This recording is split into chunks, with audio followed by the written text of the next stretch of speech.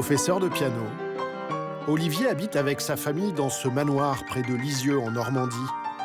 L'endroit idéal pour composer. C'est une barcarolle que j'ai écrite il y a une dizaine d'années, ça. Quand il ne joue pas, l'artiste a une autre occupation encore plus prenante. 3000 mètres carrés de terrain à entretenir. Le jardinage, c'est comme le ménage.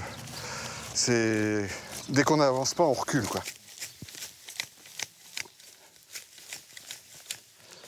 15 jours sans s'en occuper, ben voilà, les herbes, elles font 40 cm de haut.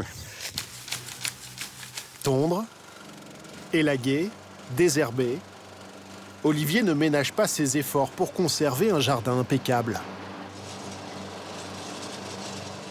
Mais il y a une ombre au tableau. Cette haie mitoyenne au fond de son terrain. Un amoncellement anarchique de végétation sur 7 mètres de large et 50 mètres de long. Le pianiste reproche à ses voisins de ne pas débroussailler de leur côté depuis plusieurs années. Bon, d'abord, c'est dégoûtant. Voilà, c'est des ronces, voilà. Et si on ne fait rien, dans 2 ans, vous revenez, le roncier, il est de nouveau jusqu'au noyer. Et dans 10 ans, on n'a plus de jardin. Sur le sphère, c'est comme ça. Problème, ses voisins, un couple d'agriculteurs refusent catégoriquement de prendre à leur charge l'entretien de la haie. Le conflit va tourner à l'affrontement entre 2 mondes que tout oppose. Le monteur, c'est une onde. Elles sont venues. Mais on serait tous les deux. J'en ai retiré 6 mètres. Tous les deux, tu poserais plus. Voilà. Vous êtes tous des citadins, remarquez, qui voulaient commander les agriculteurs. Arrêtez. Partout en France, des voisins se livrent un combat quotidien. Comme dans le Vaucluse, où Émilie a vu apparaître à l'arrière de chez elle un mur de 7 mètres de haut qui lui gâche la vue. Avec d'autres riverains, elle se bat pour obliger son nouveau voisin Jean-Marie à le démolir. Comment est-ce qu'on peut faire ça en plein milieu d'un village sans demander l'accord de qui que ce soit? C'est invraisemblable. À Abzac, en Gironde, c'est un élevage canin qui empoisonne la vie de Johnny. Aboiement de jour et de nuit, insalubrité. Audrey, la propriétaire, s'est mise à dos une bonne partie du village, mais elle refuse de se laisser intimider. Il n'y a personne chez qui on envoie les gendarmes, il n'y a que chez toi en fait. Donc si on les appelle, c'est pas pour te faire chier, c'est parce qu'on ne dort plus, quoi, je veux dire. Enfin, dans l'arrière-pays niçois, Antoine, 80 ans, est empêtré dans un conflit ubuesque. Depuis 15 ans, son voisin entrepose des épaves au bord de cette rivière et empêche plusieurs riverains d'accéder à leur terrain. J'ai été emmerdé dans la vie, mais pas comme ça. Hein. Ils mènent une bataille juridique pour retrouver leur droit de passage et mettre fin à un scandale écologique. Pendant plus d'1 an, nous avons suivi ses voisins au bord de la crise de nerfs. Édifiant, franchement, c'est un truc de malade. Près de Lisieux, Olivier est bien décidé à obliger son voisin agriculteur à débroussailler son côté de la haie. Ben là, il faut qu'il nettoie tout ça. Hein. Donc tout ça, ça doit partir. Le roncier, ça doit partir aussi. Et vous lui avez demandé de le faire? Ah oui, bah bien sûr. Alors, envoyé une lettre recommandée qu'il n'a même pas reçue. C'est-à-dire qu'elle est revenue à la maison avec refus de réception. Voilà. Il n'y a pas moyen de parler directement avec lui. Il se fâche tout de suite. Bon. C'est là. Pour rétablir le dialogue, Olivier a fait appel à Lionel Fleury, conciliateur de justice. Bonjour, cher monsieur. Bonjour, monsieur Fleury. Comment allez-vous? Voilà, ça va? Ça va, et vous? Des conflits de voisinage, ce bénévole en a réglé plus de 50. Bon, ben, je vous suis. Mais celui-ci va lui donner du fil à retordre. Donc, Voilà la fameuse haie. Voilà la fameuse haie. Non, mais qui nécessiterait effectivement un léger nettoyage. Alors, le problème qu'il y a, c'est que, comme on ne sait pas exactement où est la limite entre les deux, on ne sait pas très bien à qui ces végétaux appartiennent. Difficile d'y voir clair, car la végétation a totalement enseveli la limite de propriété. Et c'est tout du long comme ça? Apparemment, oui, oui, oui. Et sous les broussailles, il y a même 2 clôtures différentes. Ah oui. Donc ici, voilà, on voit le grillage ici qui a été rajouté et effectivement, il y a un poteau qui est 50 cm plus loin, qui vraisemblablement correspondait à la limite de l'époque. Impossible donc de déterminer qui doit débroussailler quoi et surtout qui doit payer. Oui, du coup, le statut, par exemple, de ce bois mort à déblayer, on ne sait pas chez qui il est. Voilà. Donc qui en est responsable, c'est le fond du problème. Voilà. Moi, je pense qu'il faudrait que vous commenciez par demander un bornage. Un géomètre va devoir délimiter précisément les terrains, en se basant notamment sur le cadastre. Des barbelés, oui. Une intervention qui peut coûter jusqu'à 5 000 €. Je trouve que c'est un petit peu absurde d'être obligé d'en arriver là, mais il faut bien trancher. Hein, donc, bon, l'argent qu'on mettrait là-dedans, je préfère le mettre à déblayer la haie, quoi. Hein, et puis en réaménager une nouvelle, mais bon, s'il faut passer par là, on passera par là, c'est tout. Hein. En tout cas, ce qui est sûr, c'est qu'il n'est pas question que ça reste comme ça. Ça, c'est certain. Avec ce bornage, le conciliateur espère pouvoir départager les 2 voisins. Mais la suite va s'avérer plus compliquée que prévu. Si la nature est à l'origine de certains conflits de voisinage, les constructions humaines peuvent aussi mettre le feu aux poudres. À Caron, petit village du Vaucluse, l'horizon d'Émilie, infirmière et maman solo de 3 enfants, s'est rétréci il y a quelques semaines. Je vais vous montrer ce que ça donne. Un mur de plusieurs mètres de haut a été bâti juste derrière chez elle.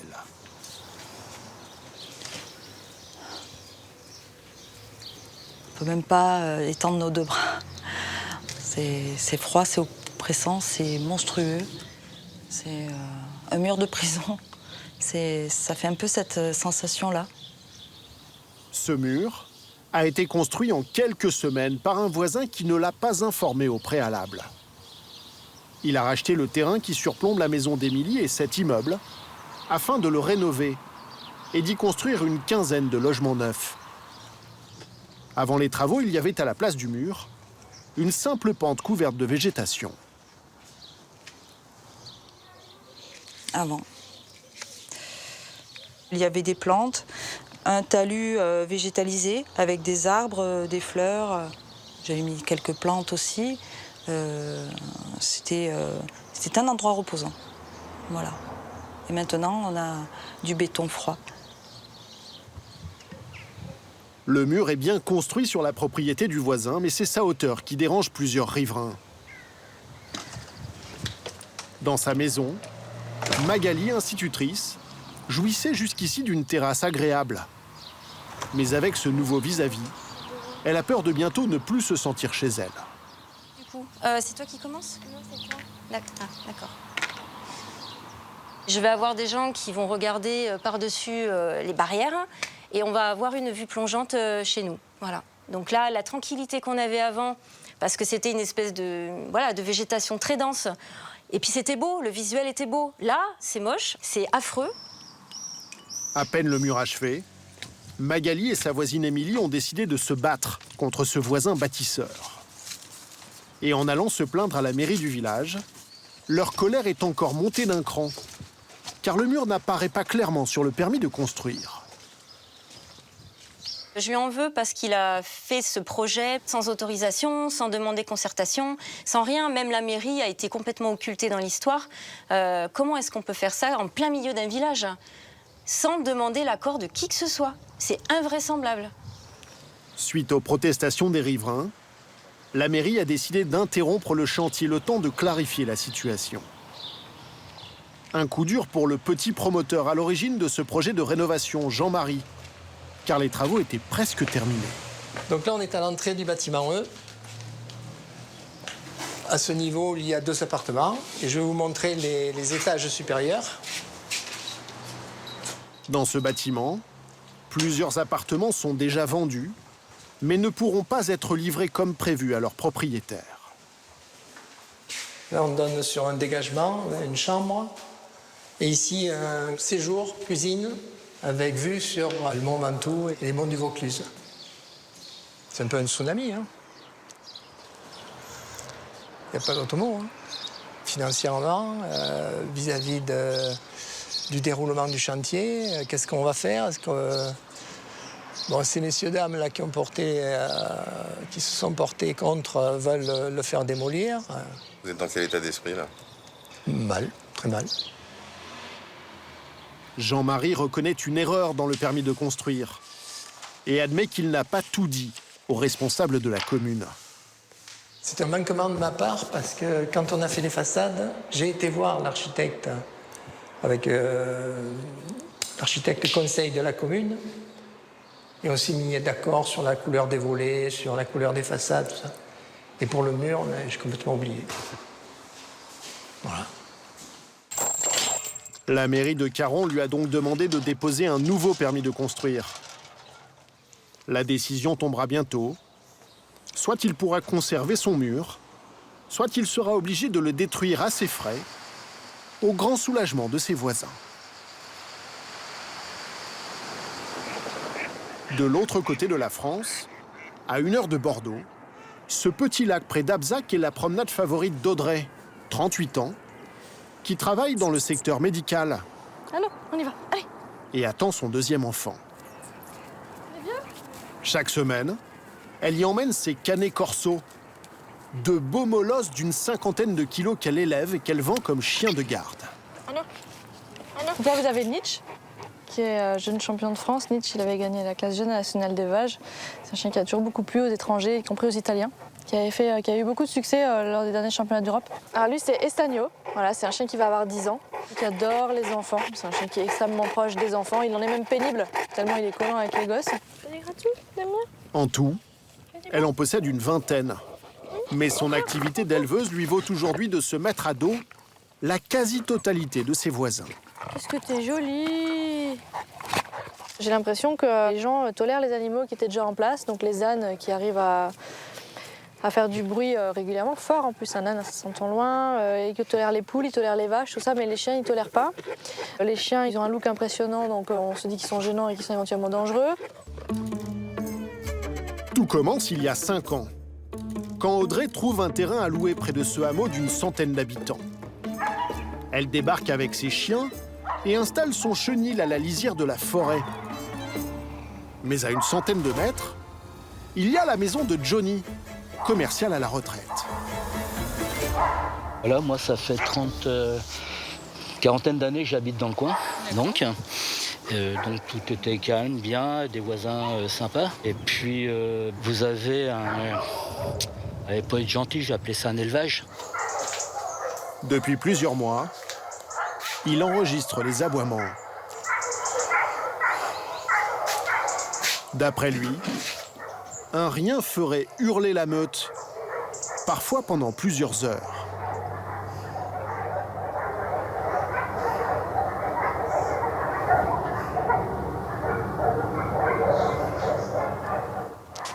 Un chien, ça jappe quand il a envie, c'est toute la journée, toute la nuit.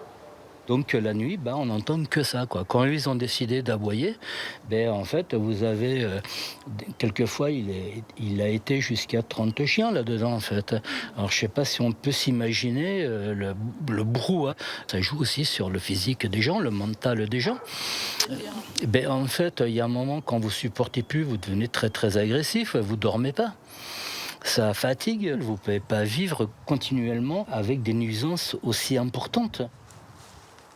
Dans le hameau, près de 30 familles pourtant plus éloignées se plaignent aussi des nuisances sonores et ont constitué un collectif. D'après eux, si les chiens aboient, c'est parce que l'éleveuse ne serait pas suffisamment présente sur place. L'élevage ne me gêne pas. Moi, ce qui me gêne, c'est qu'elle n'est pas là, en fait. Elle vient donner des croquettes et de l'eau, 1 fois par jour, et après, pendant 24 heures, il n'y a rien. Mais cet après-midi, surprise, Audrey débarque en pleine interview.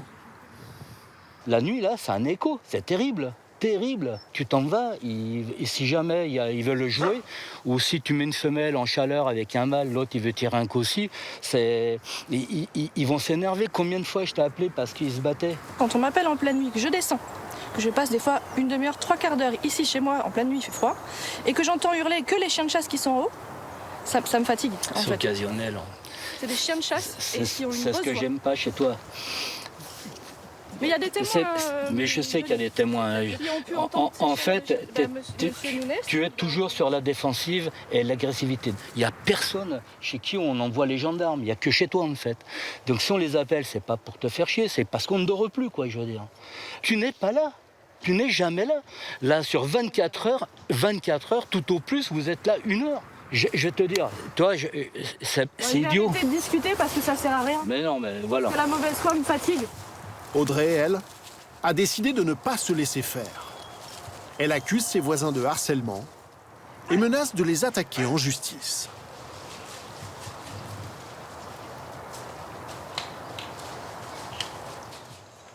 Parfois, certains conflits de voisinage s'éternisent et pourrissent la vie des protagonistes pendant de nombreuses années. Dans l'arrière-pays niçois, sur les bords de la rivière Estéron, ce coin de paradis est devenu un enfer pour Antoine. Ce jardinier à la retraite de 80 ans doit prendre tous les risques pour accéder à son potager.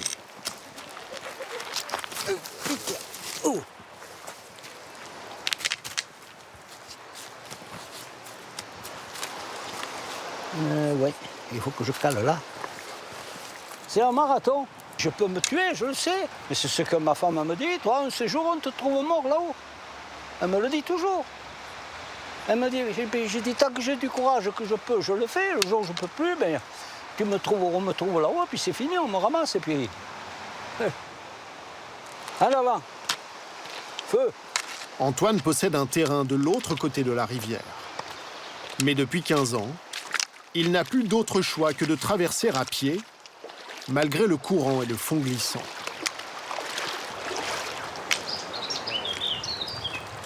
Puis il doit encore escalader la rive et marcher 10 minutes pour atteindre sa parcelle de 4000 m² acquise à la retraite, où il faisait pousser des légumes et des arbres fruitiers.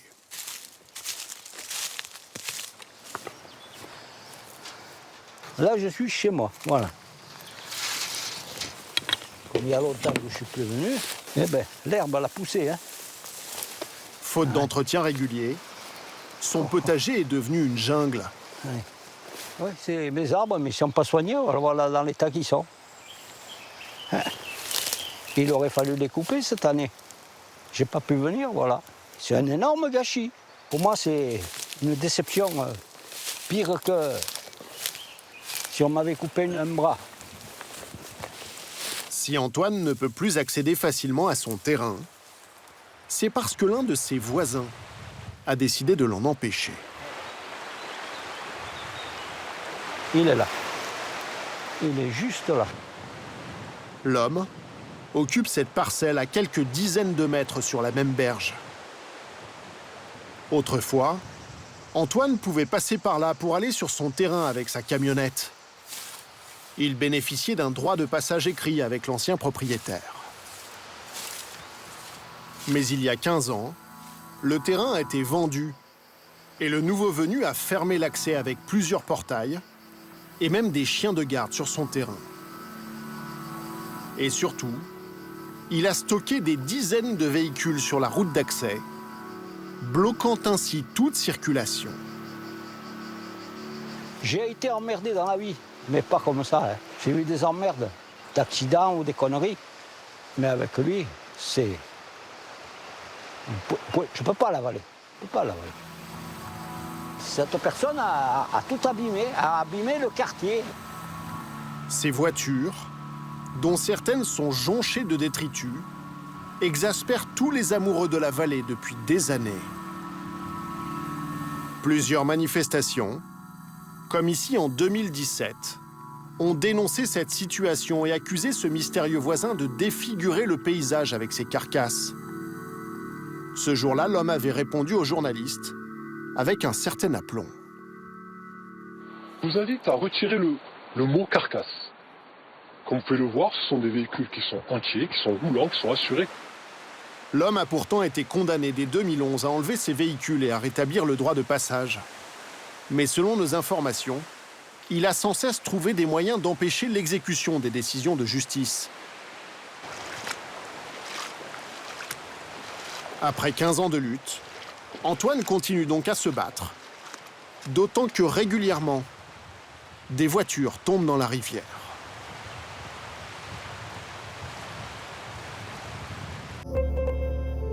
Du côté de Lisieux, 4 mois ont passé et la haie de la discorde n'a jamais été aussi touffue.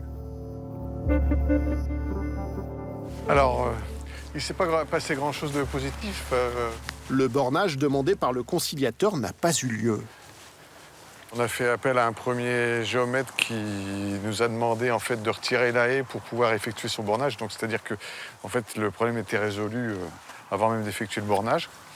Donc on s'est adressé à un autre géomètre qui lui nous a menés en bateau pendant plus de 2 mois. Donc on a décidé d'abandonner l'idée du bornage. De l'autre côté de la haie, ces contretemps ne dérangent pas les voisins d'Olivier. Venez les filles. Regarde là-bas. Venez les filles. Un couple d'éleveurs bovins, Florence et Christian, des amoureux de la nature. Très attachés à leurs bêtes et à leur bien-être. Regardez comment que c'est adorable ça. Ça c'est Léa. On a Italie, ici. Mirabelle, Idéal, Licorne. Alors t'as mon petit pépère. Raser la haie, comme le veut leur voisin, ce serait tout simplement pour ces paysans écolos un sacrilège. Nous, toutes nos propriétés sont faciles à reconnaître. C'est toutes celles où il y a les murriers sauvages. Et alors, les mûriers sauvages, c'est les ronces. C'est les ronces. C'est ce qui donne à manger pendant 4 mois de l'année aux oiseaux. C'est incroyable la nourriture que ça donne, ça. La nourriture, il y a quand même aussi il faut savoir qu'il y a des oiseaux qui nichent dedans, style les petites fauvettes. Donc il y a plein d'insectes pollinisateurs, enfin butineurs, qui vont se nourrir là-dessus. Il faut aussi savoir qu'il n'y a pas que les oiseaux qui viennent se nourrir de ronces. Vous avez aussi des petits mammifères. Cela fait 8 ans que Florence et Christian sont voisins d'Olivier, le pianiste. Plus qu'une haie, un monde les sépare. Il n'a pas d'attache avec la nature. Moi, des voisins comme ça, non, je ne peux pas discuter avec eux. Je peux pas. Ils nous aiment pas, nous non plus, c'est réciproque. On partira pas en vacances ensemble, c'est certain. Non, mais c'est lui qui fait la musique et c'est lui qui connaît la partition. Suite à l'échec du bornage, il faut bien trouver une solution. Alors le conciliateur a convoqué les 2 parties à la mairie. Paysans et pianistes vont-ils enfin réussir à accorder leur violon?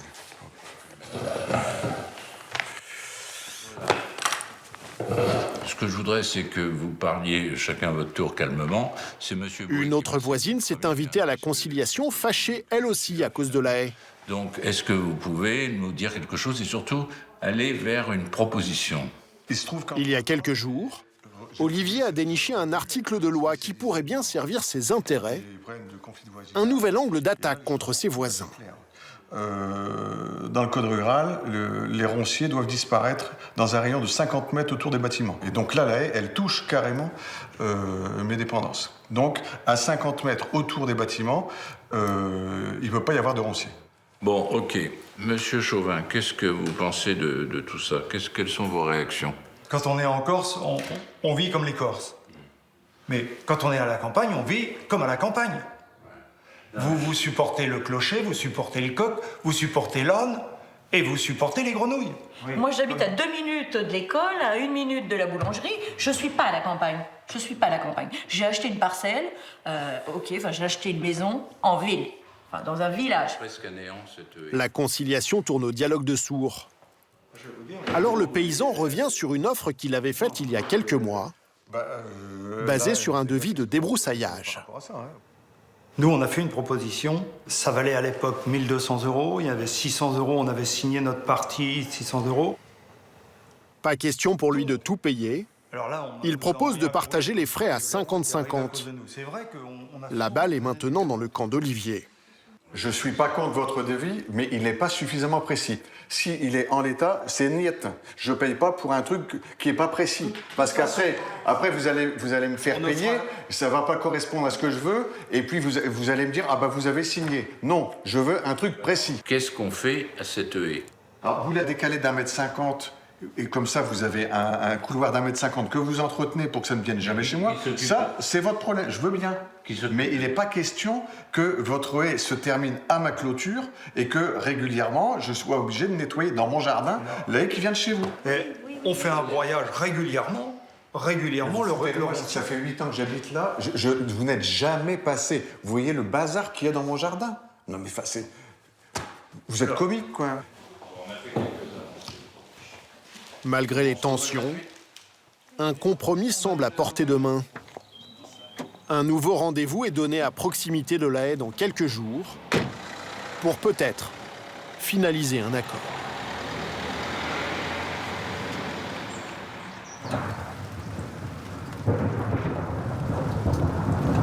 Dans le Vaucluse, le conflit de voisinage tourne à l'orage pour Magali et son mari Jérôme. C'est encore vachement avancé, là. C'est édifiant, franchement, c'est un truc de malade. Quoi, ça a poussé encore? Bien sûr que ça a poussé encore, Mag. Tu vas voir, tu vas halluciner. Plusieurs mois après sa construction, le mur du promoteur n'est plus seulement un problème esthétique. Le couple s'inquiète désormais pour sa sécurité, car selon lui, l'ouvrage se détériore rapidement sous la pression de plusieurs tonnes de terre. C'était vraiment tout propre. Là, maintenant, il commence à se décrocher de là. Donc là, on voit que ça a tout cassé. Ça a cassé le joint de dilatation, il sort. Là, on a un doigt sur la partie basse du mur. Il y a un doigt de décroché. Et au plus on monte, tout craque, et tout s'avance. Sur la partie haute, il y a presque un décalage de 7-8 cm. Voilà, il y a tout qui se décroche. On a 7 mètres de mur qui s'avancent vers les maisons, là. C'est terrifiant parce qu'on se dit, si on fait rien, mais là, il y a tout qui va tomber. On ne peut pas laisser ça comme ça. Le mur, il est neuf, là, quoi. Je veux dire, le mur, il a même pas un an, quoi. En même pas un an, regardez un peu l'écart qu'il y a. Le décroché qu'il y a. On se dit, ça va à la vitesse c'est grande. Terrifiant. Avec la météo hivernale, le couple a découvert un autre problème. Quand il y a des orages, je veux dire, c'est un torrent de boue, là, qui sort de l'intérieur du mur et qui se déverse sur tout le bas du mur. Regardez. L'eau passe à travers le mur. Voilà, donc on voit bien la fente. Et l'eau qui passe à travers. Regardez. Pas comme si c'était de l'eau d'évian qui passait à travers le mur. Hein. Hallucinant. La moindre pluie, on se dit, voilà, qu'est-ce qui peut se passer, quoi. Donc là, il y a vraiment danger. Danger pour les habitants des 6 maisons qui sont concernées. Il ne faut pas qu'il y ait un orage de folie, parce que sinon, le mur, il nous tombe direct dessus. Imaginez qu'il y a des gens qui dorment derrière. Ouais. Face à un tel risque, Magali, Jérôme et les autres voisins ont saisi la justice qui a ordonné une expertise. Mais plus de 6 mois après la construction de ce mur sans autorisation, ils attendent surtout le permis de construire rectificatif de la mairie, qui imposera sa démolition. Retour à Abzac, en Gironde, où le conflit de voisinage autour du chenil d'Audrey continue.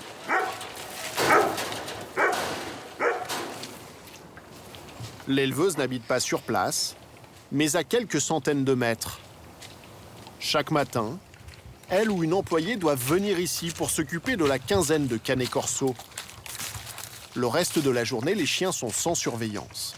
Toute cette surface-là en largeur d'1 hectare, voilà, donc d'ici toutes les ronces là jusqu'au bosquet là-bas aux arbres, plus tout l'élevage, tout ça c'est la propriété privée. Voilà, donc là on est chez moi, c'est une propriété privée, personne n'a le droit à se trouver là, donc là on est à, je sais pas, à peu près 60 mètres de l'entrée et on n'entend pas de bruit, il n'y a pas de chien qui aboie.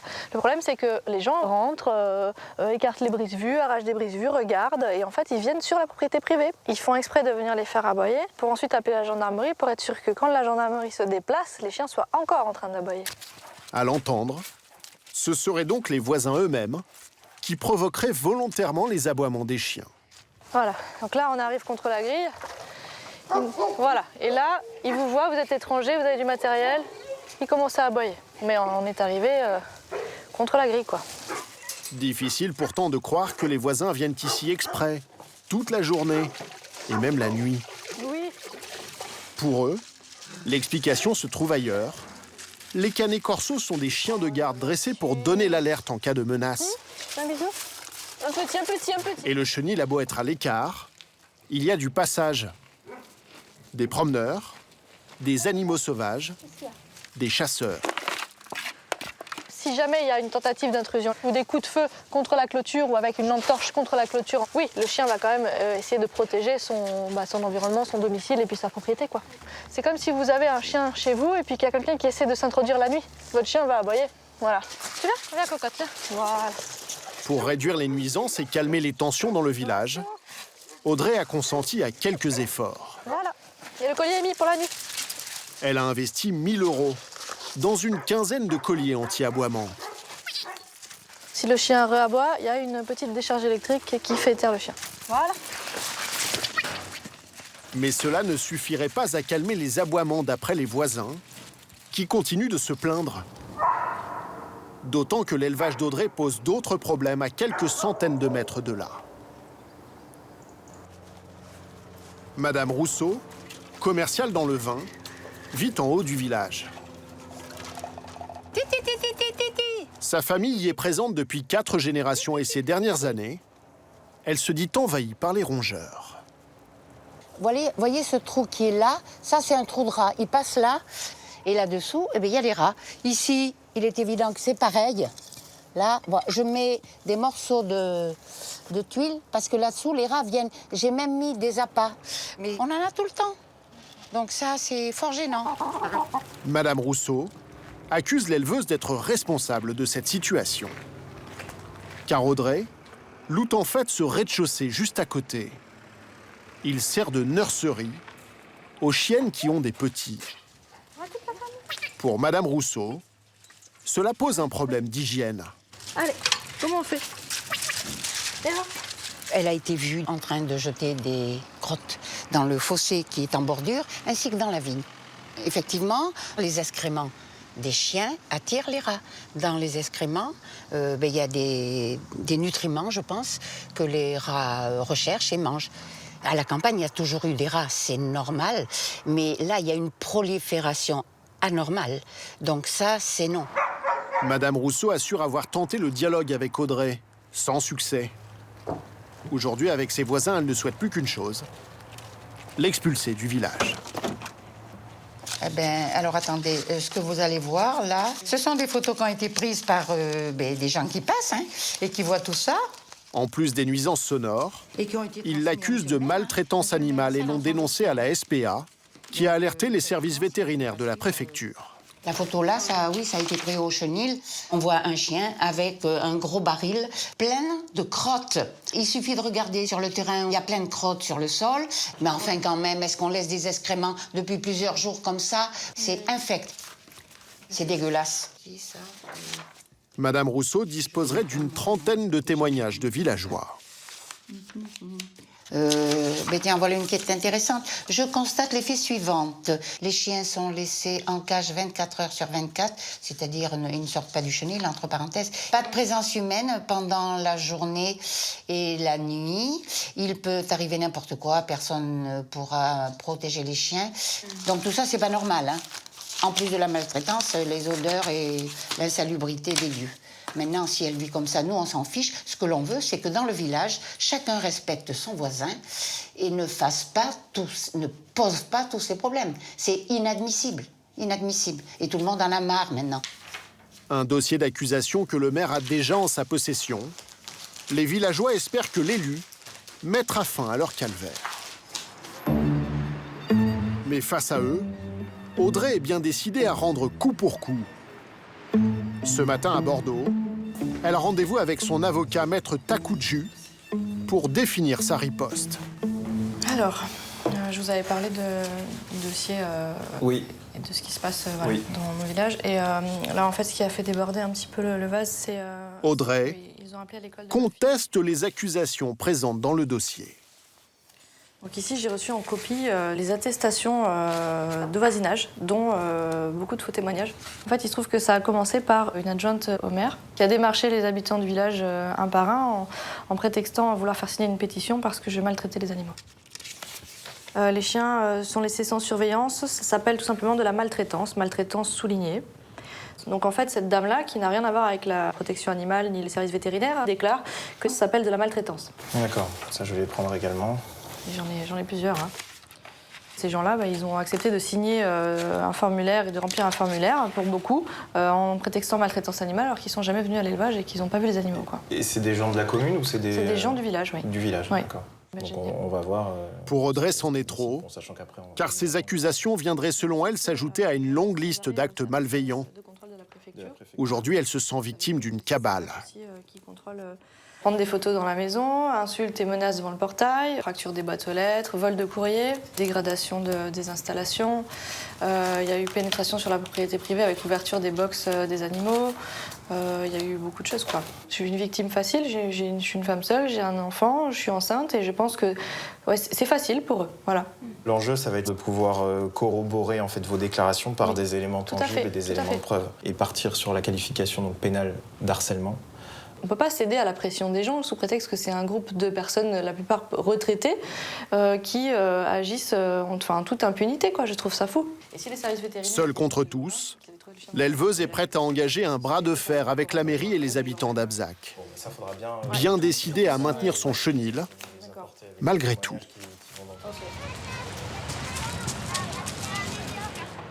À Nice, pour Antoine le jardinier, le bras de fer dure depuis 15 ans. Dans son petit appartement du centre-ville, le retraité mène une bataille judiciaire contre son mystérieux voisin qui l'empêche d'accéder au potager qu'il possède dans l'arrière-pays. Voilà, tout ça. Des années de bagarre. Il y a des moments que je m'arracherai les cheveux. Antoine l'a poursuivi pour le refus du droit de passage et pour le stockage sauvage de dizaines de véhicules sur la route d'accès. Mais après d'innombrables procédures qui lui ont coûté l'intégralité de ses économies, c'est le statu quo. Ça m'a rendu malade parce que je faisais que donner de l'argent. J'avais un peu de sous, hop, ça partait. Une fois c'était le tribunal, une fois c'était le l'huissier, une fois c'était l'avocat, une fois c'était un géomètre, une fois c'était... Oh. C'est inimaginable, inimaginable. Ah, je suis désespéré. Au bord de la rivière Estéron, le voisin d'Antoine, condamné en 2011, a trouvé la parade. Il a invoqué des vices de procédure et un risque d'effondrement des berges, ce qui a tout bloqué. Et il ne s'est pas arrêté là. En plus d'entasser des véhicules sur sa propriété et sur la route d'accès, il en a également garé sur d'autres terrains qui ne lui appartiennent même pas, comme celui de Joël, entrepreneur à la retraite.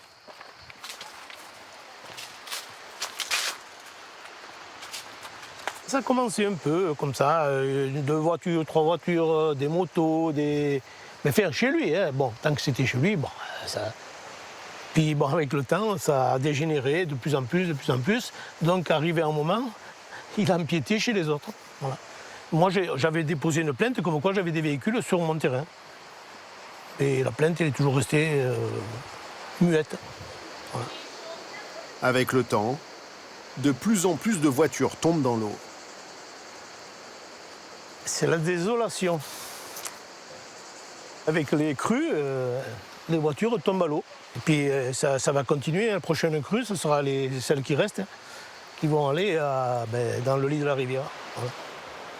Pourquoi l'homme entrepose-t-il des dizaines de véhicules et refuse-t-il le passage aux autres riverains?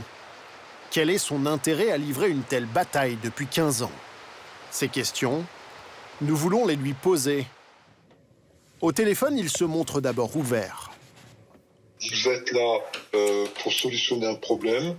J'accepte votre main tendue. Je suis en train de résoudre tout ce qui est source conflictuelle, de boucler les boucles pour pouvoir redémarrer une nouvelle vie. j'accepte votre main tendue.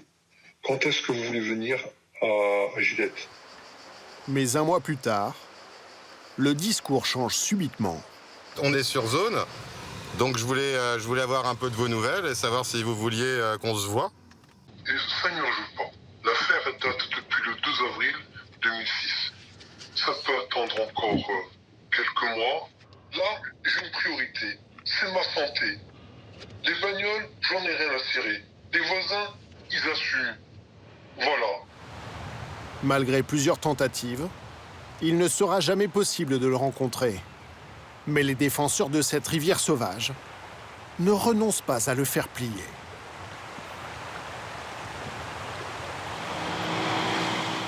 Du côté de Lisieux, c'est le début de l'automne. Et peut-être la fin d'un long conflit.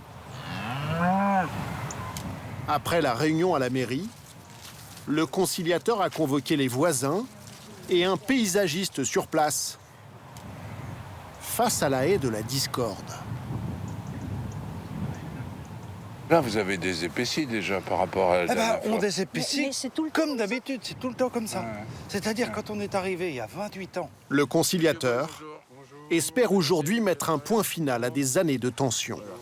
Donc on est en train de regarder de près cette haie. Il faut que chacun mette une bonne volonté, chacun entretient son côté et puis que tout le monde y trouve son compte, c'est tout. Il faut la couper à 2 mètres pour dégager les branches mortes et puis que ça dégage le soleil et puis que tout le monde soit d'accord. Et puis laisser un mur végétal pour éviter la présence des animaux sur la clôture existante. Moi, ce que je veux, c'est retirer complètement le roncier. Après, éventuellement, on fait une haie, effectivement. Hein. Je vois pas comment vous pouvez aller détruire les ronces. À la pelle. Mais même à la pelle, il en restera toujours. Ça filoche dans le terrain, donc ça redémarre. Hein. Bah, c'est bien gentil, mais bon, voilà, il y a déjà un contre-exemple. Ma voisine, elle n'a pas de ronces. Le monsieur au beau, qui a 30 mètres de clôture, il n'a pas de ronces non plus. Alors, pourquoi j'en ai, moi? Quand je suis arrivé, il n'y avait pas de ronces dans mon jardin. Hein. Elles sont venues. Oh, le menteur, c'est une honte de Elles sont venues. J'en ai retiré 6 mètres. Tous les deux, après. tu poserais plus. Voilà. Oui, comme vous n'y connaissez rien à l'agriculture. Je connais comment se comportent les hommes, par contre. Ça, je sais. Ça n'a rien à voir avec le sujet. Je vais vous dire. Près de Lisieux, la discussion tourne au vinaigre. Le conciliateur est à bout. Moi, vous savez, je ne veux pas me casser la tête indéfiniment. Je vais vous faire un avis de non-conciliation et vous irez au tribunal. Alors, vous allez vous taper un bornage judiciaire, vous allez vous taper une expertise pour savoir d'où viennent les ronces, parce que tant qu'on n'a pas fait le bornage, on ne sait pas d'où elles viennent, donc ça vous entraîne dans des dépenses considérables. Et ça va prendre 2 ans et demi. Ces menaces ne suffisent pas à calmer les esprits. Vous êtes tous des citadins, remarquez, qui voulaient commander les agriculteurs. Mais oui, c'est ça.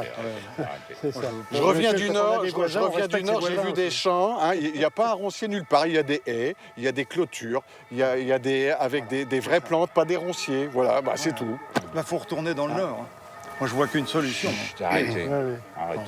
Bon, alors donc, on avait avancé la dernière fois, je vois qu'on a de nouveau reculé. Le couple d'agriculteurs prend alors tout le monde de court. On quitte les herbages. On quitte les herbages. Ah bah oui, oui. On a bien autre chose à faire que de s'embêter avec une poignée de citadins qui veulent réglementer la nature comme ils l'ont décidé. Donc vous faites quoi? Vous abandonnez en fait la terre? On abandonne le bail, chassé par les citadins. Je regrette que ça soit devenu des affaires personnelles qui soient sorties à cette occasion-là, mais c'est pas le but de la conciliation, mais qu'est-ce que vous voulez, c'est comme ça.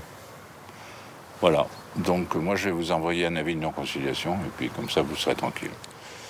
La conciliation est un échec. Pas d'autres remarques?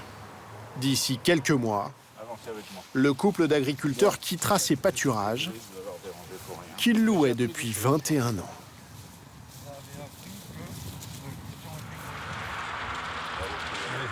Dans le Vaucluse, bonne nouvelle pour Magali et Jérôme. 8 mois après la construction du mur illégal. En route pour la mairie. Ce matin, ils ont été invités à consulter le permis de construire modificatif. La mairie a enfin pris sa décision. Ce permis, il a été réajusté plusieurs fois depuis tous ces derniers mois. Donc on avait plusieurs fois l'espoir et puis finalement c'était repoussé. Donc là, ça y est, c'est le jour J. Donc, Allez, on y va. Allez. Le couple espère que le mur qui leur gâche la vie va être détruit. Bonjour. C'est Fratini, bonjour. Ça va bien? Ça va, merci. On peut aller là-bas. Allez, c'est parti. Donc, j'ai amené le permis modificatif. Ok. Donc ça a été signé le 31. Donc voilà, je vous laisse consulter l'arrêté. Allez. Donc c'est du A3. Alors nous, concernant notre parcelle, donc nous on est ici. Là, le mur qui actuellement arrive à ce niveau-là va être descendu à 2 mètres. Là, le mur qui est brut, il va être habillé en pierre. Et après, il va y avoir un talus en pente végétalisé face aux maisons, en fait. La différence est énorme. Oui. Ah oui. Oui, oui. Non, mais... La différence est énorme. On est d'accord. Ouais. Voilà. Ouais. D'accord. Les architectes des bâtiments de France ont également fait un certain nombre de recommandations aux promoteurs sur le plan esthétique. Mélange de traitement de pierres apparentes. Bon, ça c'est très bien, avec joints, plantes grimpantes ou retombantes. Très bien. La perception de cette circulation piétonne doit s'apparenter à une circulation de vénelle de village. Ça n'a plus rien à voir. Voilà, le projet, ça n'a absolument plus rien à voir. Non, mais puis voilà, c'est quand même agréable. Il va y avoir de la verdure. On n'a plus un mur en béton brut devant les maisons. Et puis au niveau sécurité, je pense que tout le monde va pouvoir bien dormir. Parce que c'est vrai que d'avoir contre sa maison un mur de 7 mètres, les voisins du bas dormaient pas. Hein. Là, ça faisait quelque temps, plusieurs fois, ils venaient nous voir très inquiets. Très, très inquiets. À la sortie, oui, Émilie, coucou, c'est Magali. ils s'empressent d'appeler leur voisine, Je ressors de la mairie. qui habite juste sous le mur. Voilà, donc on a pu voir le projet. Bon, ça n'a plus rien à voir, hein. C'est une super nouvelle. Hein. Ah ouais, non, le soulagement. Tu verras, en fait, grosso modo, ça ressemble à ce qu'il y avait avant en termes de paysage, avec un mur de soutènement en pierre à 2 mètres de hauteur. Tu peux passer à la maison, comme ça on te montre le projet en détail. On a les copies du permis. Ok, ça marche, super, à tout à l'heure. Ouais, ciao. Allez, impeccable. Au lieu d'avoir le mur droit, tu vas l'avoir légèrement incliné. Oui. Les riverains espèrent maintenant que le mur sera détruit au plus vite. Les travaux d'aménagement paysager seront à la charge de leur voisin promoteur. Et voilà. Qui va enfin pouvoir terminer son chantier. C'est bon. Après près d'1 an d'attente. À cette petite victoire, belle victoire. Allez, le manque à gagner se chiffre pour lui en centaines de milliers d'euros.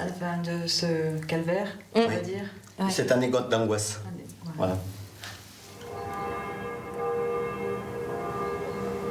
En Gironde, le conflit de voisinage autour de l'élevage des chiens pourrait bien, lui, se terminer devant les tribunaux.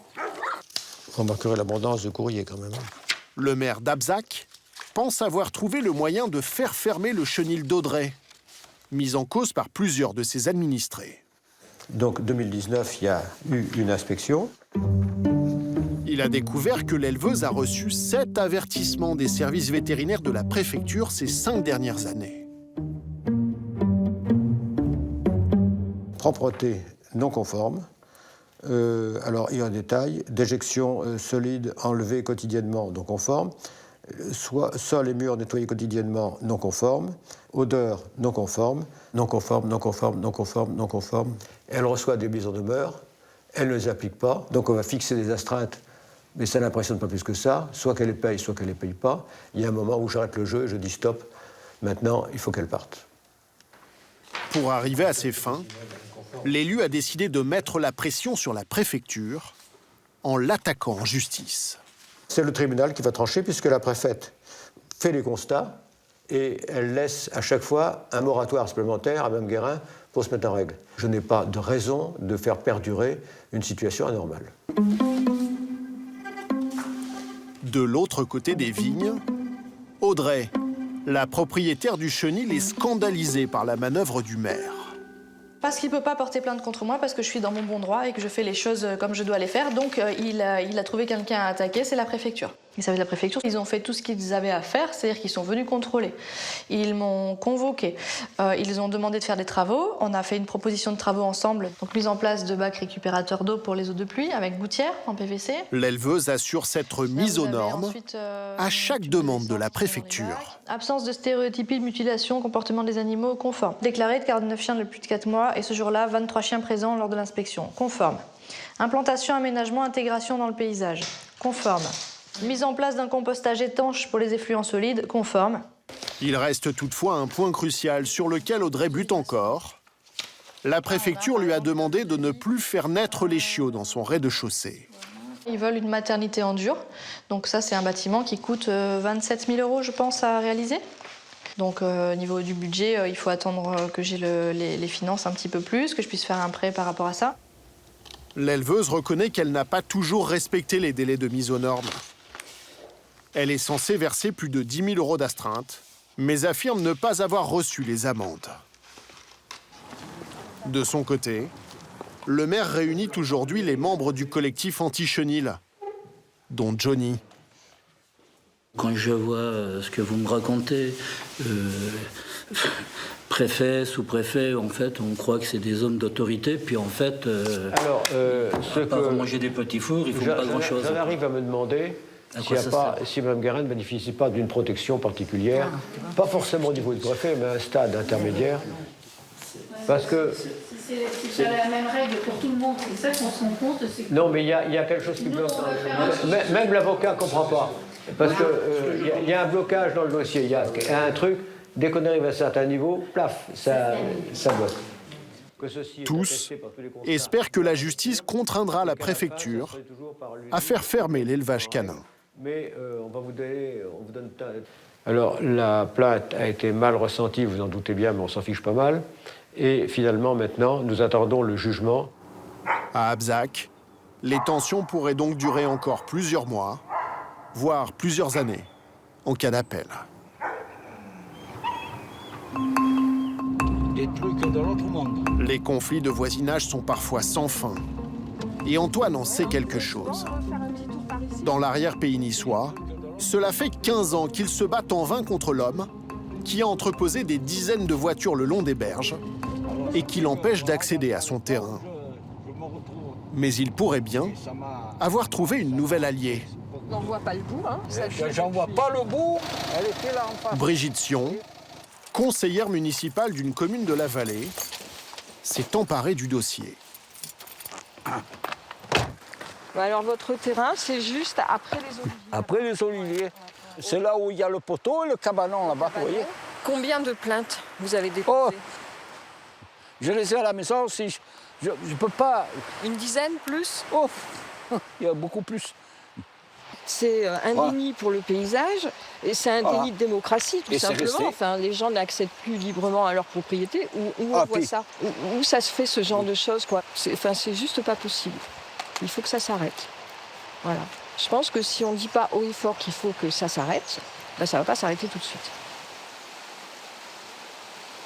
Professeur d'histoire géo, cet élu a décidé de mener sa propre enquête sur le voisin d'Antoine et sur les nombreux litiges qui l'opposent aux habitants de la vallée. Il y a un historique long maintenant, très long. Et ça, c'est juste, on peut considérer ça comme une petite compile en fait.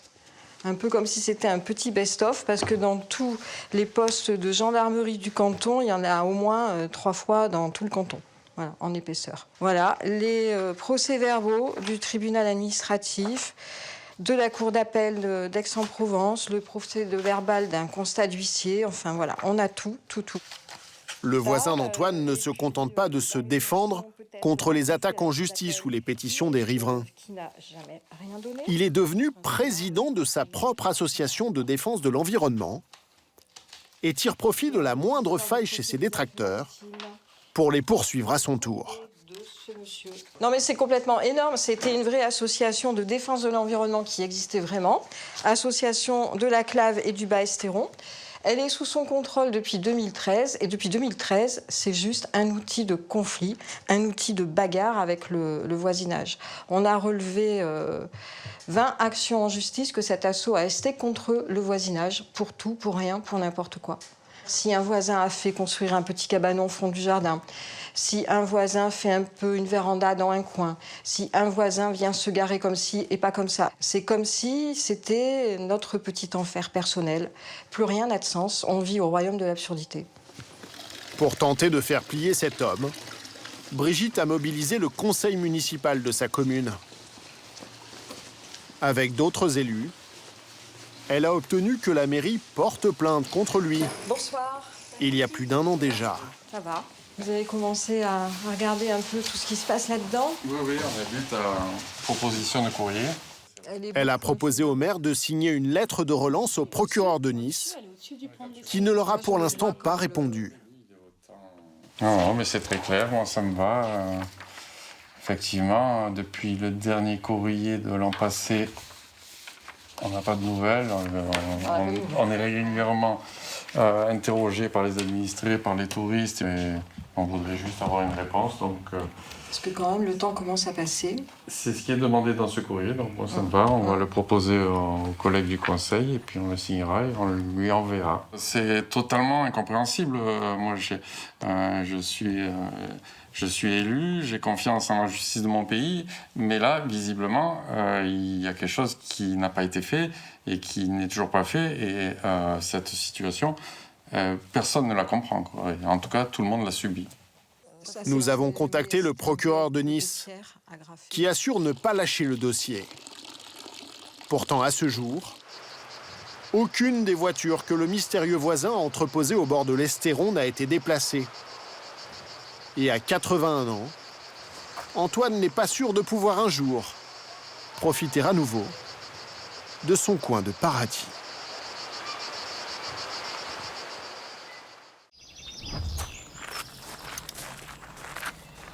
Madame Moussin, bonjour. Bonjour. Venez autour de la table. Voilà, donc je me présente. Serge Brasseur, conciliateur de justice dans le ressort de la Cour d'appel de Rouen. Le litige est né de la volonté d'embellissement de Madame de Prater qui voulait mettre des fleurs. Sauf que vous n'aviez pas le droit de prendre une certaine surface dans ces 9 mètres sur 7. C'est ça. Que vous appelez champ de manœuvre. Non, servitude de manœuvre. Servitude de manœuvre. Enfin, tout ce qui était... Entre ces deux couples de voisins, quelques bacs à fleurs ont réussi à semer la discorde. Voilà. Qu'est-ce que vous a dit mon mari, si vous êtes honnête? Attention, c'est un peu grand. Ah non, ben voilà. Alors là, vous êtes malhonnête. Ah bah d'accord. Vous étiez avec lui? Parce que moi, je n'ai Non, jamais... je n'étais pas avec lui. jamais discuté avec vous, madame. À ce moment-là, vous ne pouvez pas prendre parti, vous n'étiez même pas là. Je n'ai jamais discuté avec vous, madame. Si, parce que mon mari m'en a fait rapport juste après. Sauf depuis qu'il y a les jardinières. De toute façon, une servitude de manœuvre, elle doit être libre de... La guerre a commencé lorsqu'un beau jour, Martine et Patrice ont vu des ouvriers installer de grosses jardinières sur le chemin d'accès à leur maison. Vous avez appelé les forces de l'ordre? Non, ça s'est pas expliqué. Vous n'avez pas cherché à nous rentrer en communication avec nous? Non, ce n'est pas vrai. Je l'ai expliqué hier à monsieur Brasseur, ce n'est pas vrai. Quand est-ce que vous êtes venu Vous voulez bien m'écouter? Écoutez, on va vous donner une explication qui est toute simple. Objectif du conciliateur, trouver un compromis entre les deux parties pour leur éviter une coûteuse procédure judiciaire. Mais dans les conflits de voisinage, la rancune peut être tenace. Partout en France, des voisins se livrent une guerre sans merci qui peut durer des années. Un Français sur 2 serait en conflit avec un voisin. Dans la Drôme, Michael est au bout du rouleau. Son voisin, le propriétaire de ce luxueux domaine provençal, organise plusieurs fois par semaine de bruyants mariages. Maximum de bordel. Après, je dis, on vit avec eux, hein, donc à part qu'on n'est pas invité à la fête, quoi. Oui. Bonjour. Bonjour. Pétition, procédure judiciaire, le père de famille est prêt à tout pour faire cesser les nuisances. Merci, au revoir. Merci, au revoir. Et retrouver le calme d'autrefois. Près de Pau, c'est l'histoire d'une petite balle qui n'en finit pas de casser les oreilles de tout un quartier. Ça te met hors de toi. Tu dis, je suis chez moi, je peux même pas aller sur la terrasse et je vois ce spectacle-là, personne ne dit rien, personne ne fait rien. Combien de temps ça va durer ? Les voisins de ce club de paddle ont décidé d'aller en justice pour faire plier le gérant, qui refuse pour l'heure de fermer ses terrains extérieurs. Enfin, en Normandie, 2 voisins se livrent une guerre sans fin à cause d'une haie que personne ne veut entretenir. Ça fait 8 ans que j'ai vos ronciers, dans la figure, et c'est moi qui suis respectueux. Non, vous foutez de ma gueule ou quoi, là? Tu te recules, toi.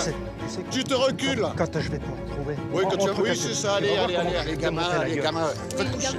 Non. Après l'échec d'une première conciliation et des tensions sans fin, les 2 parties sont peut-être enfin prêtes à faire des concessions.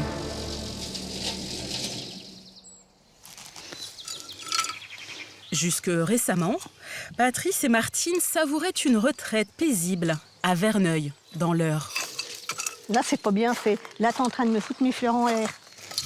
Dans cette ancienne ferme qu'ils ont acquise il y a 36 ans, la vie s'écoulait tranquillement entre jardinage et tâches ménagères. Arrose aux pieds, pas dessus.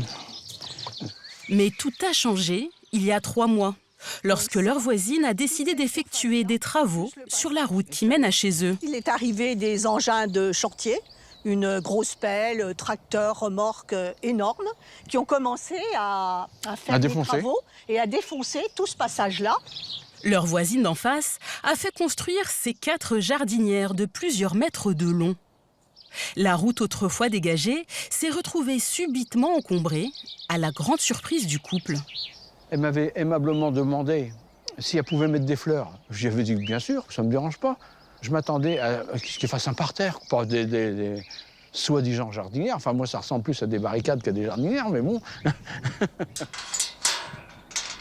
Pour eux, le problème n'est pas esthétique, il est pratique. Avec ces jardinières, entrer et sortir en voiture est devenu toute une histoire. La difficulté, c'est de pas viser déjà ma barrière à moi, de façon à ne pas prendre la première jardinière, qu'on peut appeler, et de reculer, de tourner suffisamment. Vous voyez, là, je suis déjà pas bien parce que... Bah oui, voilà. Donc là, il faut faire gaffe pour pas arriver dans son truc. Désormais, le couple craint à chaque fois d'abîmer ses véhicules. C'est pas impossible, mais c'était pas les problèmes qu'on avait auparavant. C'est qu'avant, j'avais pas à réfléchir, je reculais sans souci. Maintenant, il faut que je réfléchisse. Et pour l'avenir, prévoir que quand on devient moins mobile, on n'ait pas de souci de sortir de notre propriété. Ce n'est déjà pas simple avec une citadine, mais cela devient carrément l'angoisse avec le gros fourgon de Patrice, d'une valeur de 35 000 €. Alors le problème, c'est en braquage. Je ne sais pas quand est-ce que je vais toucher, là. Je ne vois pas la jardinière du tout, quoi. Il n'y a pas la place pour le rétro s'il continue à braquer comme ça. Mais là, il aura l'angle de l'autre, là, il ne va pas le faire. Parce que là, si je croche, mon pare-choc va sauter, hein, c'est évident. Hein. Face à ce danger quotidien, Martine et Patrice ont demandé la suppression pure et simple des jardinières.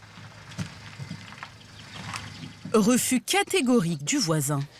Eh ben, il a traité mon mari de manche quand il a dit oui, ben, quand on est manche au volant, voilà. Vous voulez qu'on communique? C'est pas possible. Moi, sur ces bases-là, je communique plus. Alors, pour trouver un accord, Martine a fait appel à un conciliateur de justice, Serge Brasseur. Bonjour. Commercial à la retraite. Madame Houssin. Monsieur Houssin. Bonjour, monsieur. C'est cette implantation-là qui n'existait pas du tout, puisque c'est une servitude de manœuvre qui doit rester libre de tout obstacle. Donc celle-ci... Si la voisine s'est permis d'installer ses jardinières, c'est parce que la route n'est pas publique, elle lui appartient. Mais Martine et Patrice détiennent depuis toujours un droit de passage et de manœuvre pour accéder à leur propriété. L'acte notarié, vous l'avez là? Oui, tout à fait, dans le dossier. Selon le couple, ces jardinières seraient donc clairement une entaille dans le contrat. Voici. Le droit de passage ainsi concédé pourra être exercé par les membres de sa famille et dans les mêmes conditions par les propriétaires successifs. Vous? Voilà. En l'occurrence? Nous. Bon, donc là, c'est clair. Cette interprétation, il n'y a pas à l'interpréter, il y a à la lire uniquement. Voilà, uniquement à la lire. Le conciliateur semble convaincu, mais il doit maintenant tenter de réunir les deux parties pour trouver une solution. À l'autre bout de la France, au cœur de la Drôme, un magnifique paysage provençal. Le rêve d'une vie pour Michael, 42 ans, technicien dans une centrale nucléaire, et lui aussi passionné de jardinage. On va laisser monter un petit peu celui-là, pour avoir un petit peu d'ombre. Après plusieurs années passées en HLM, il a pu s'offrir avec sa femme ce coin de paradis il y a 4 ans. Nous sommes venus habiter ici, dans cette maison, et au calme et la nature autour de nous. Et on peut profiter du terrain de boule, avec les cigales, les grillons le soir. Plus de 3000 mètres carrés de jardin et une belle maison pour 260 000 €. Le couple y a investi toutes ses économies. Et voilà ton café. Mais depuis 3 ans, ce havre de paix serait devenu un enfer. À cause de nuisances sonores quasi quotidiennes. Et toi, tu te sens comment? Ça va faire. On va y arriver. Source de leur tracas, la propriété voisine, un luxueux domaine d'une centaine d'hectares qui organise de grands mariages le week-end, mais aussi en semaine. Sur ces vidéos promotionnelles, des fêtes fastueuses en extérieur comme en intérieur. Elles peuvent rassembler une centaine d'invités. Mais le plus beau jour de certains est devenu le cauchemar quotidien de Michael.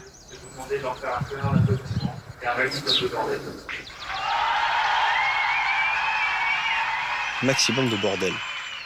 Plus de 70 décibels sur son sonomètre, l'équivalent d'une rue très passante d'un centre-ville.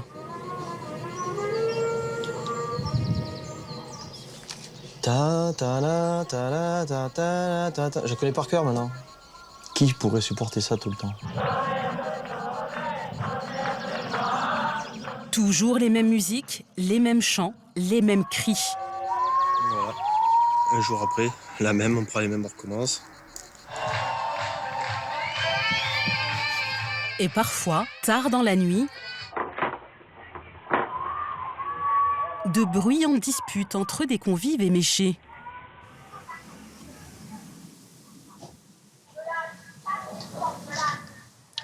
Réveillé par ces hurlements en pleine nuit.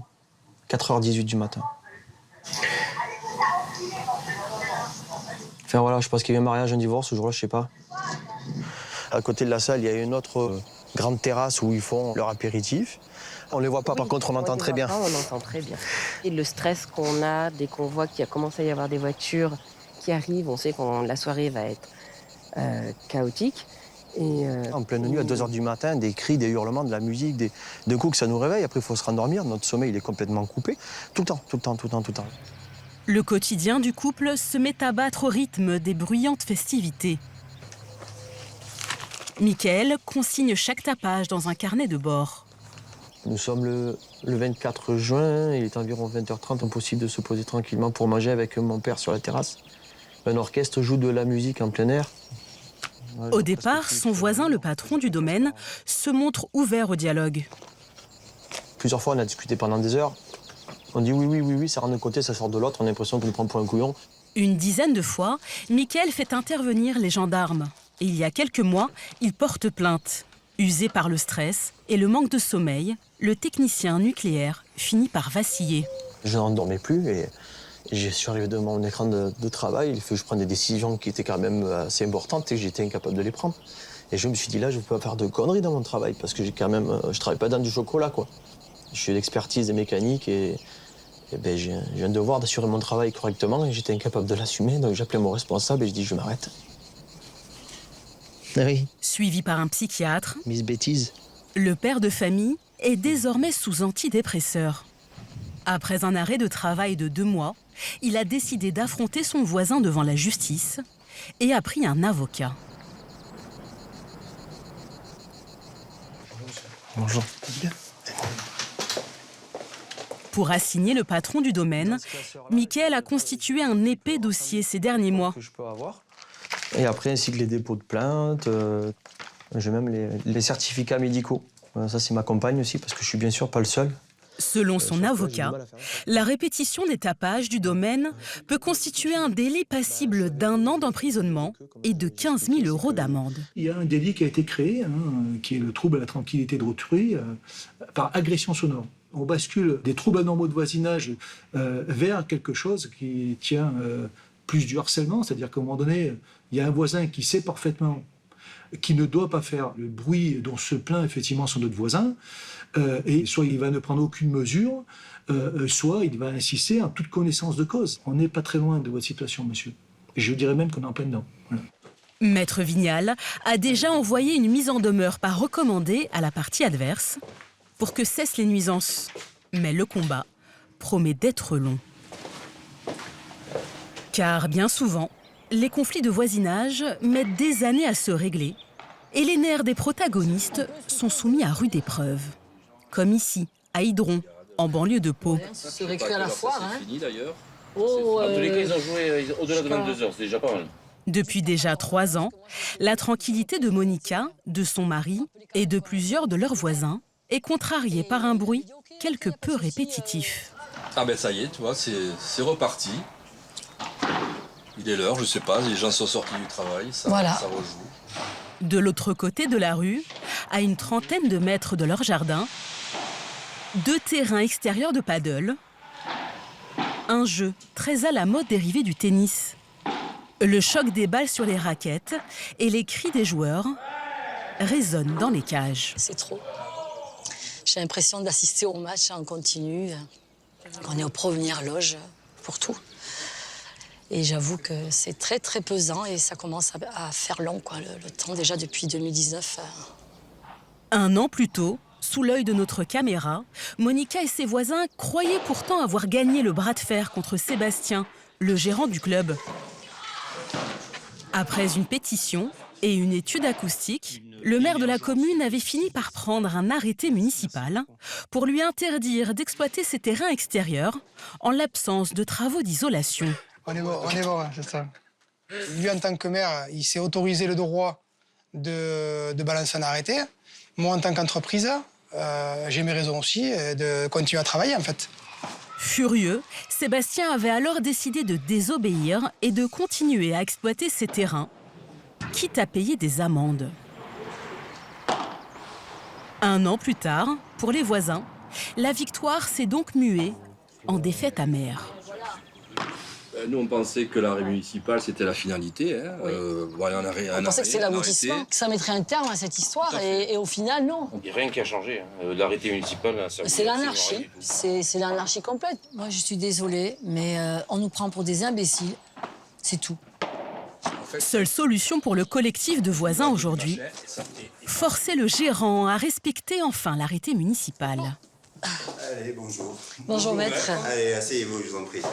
Alors Monica et son voisin Philippe comptent sur leur avocat pour lancer une nouvelle bataille. Aujourd'hui, rien n'a changé puisque tous les jours, ça joue. Bien évidemment, ça peut être le matin comme l'après-midi jusqu'à 21h passées. Et ça, c'est quelque chose qui nous coûte énormément et qui nous pourrit la vie, tout simplement.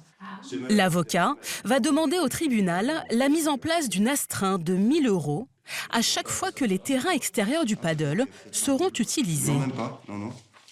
Ouais, mais non.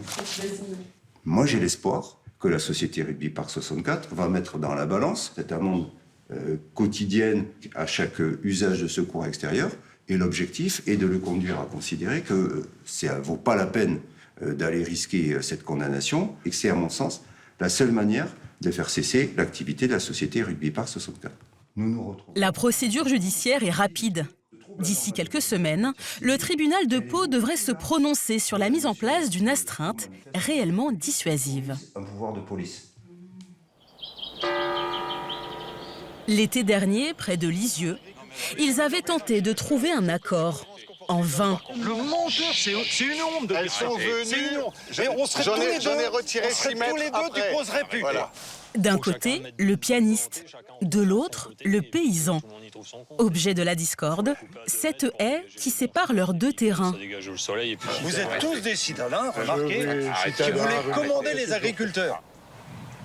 Olivier réclame alors à son voisin de payer pour le débroussaillage de la haie. Christian, l'agriculteur écolo, refuse et prend à l'époque une décision radicale. Sur un nombre d'années, on a bien autre chose à faire que de s'embêter avec une poignée de citadins qui veulent réglementer la nature comme ils l'ont décidé. Donc vous faites quoi? Vous abandonnez en fait la terre? On abandonne le bail, chassé par les citadins. Bon.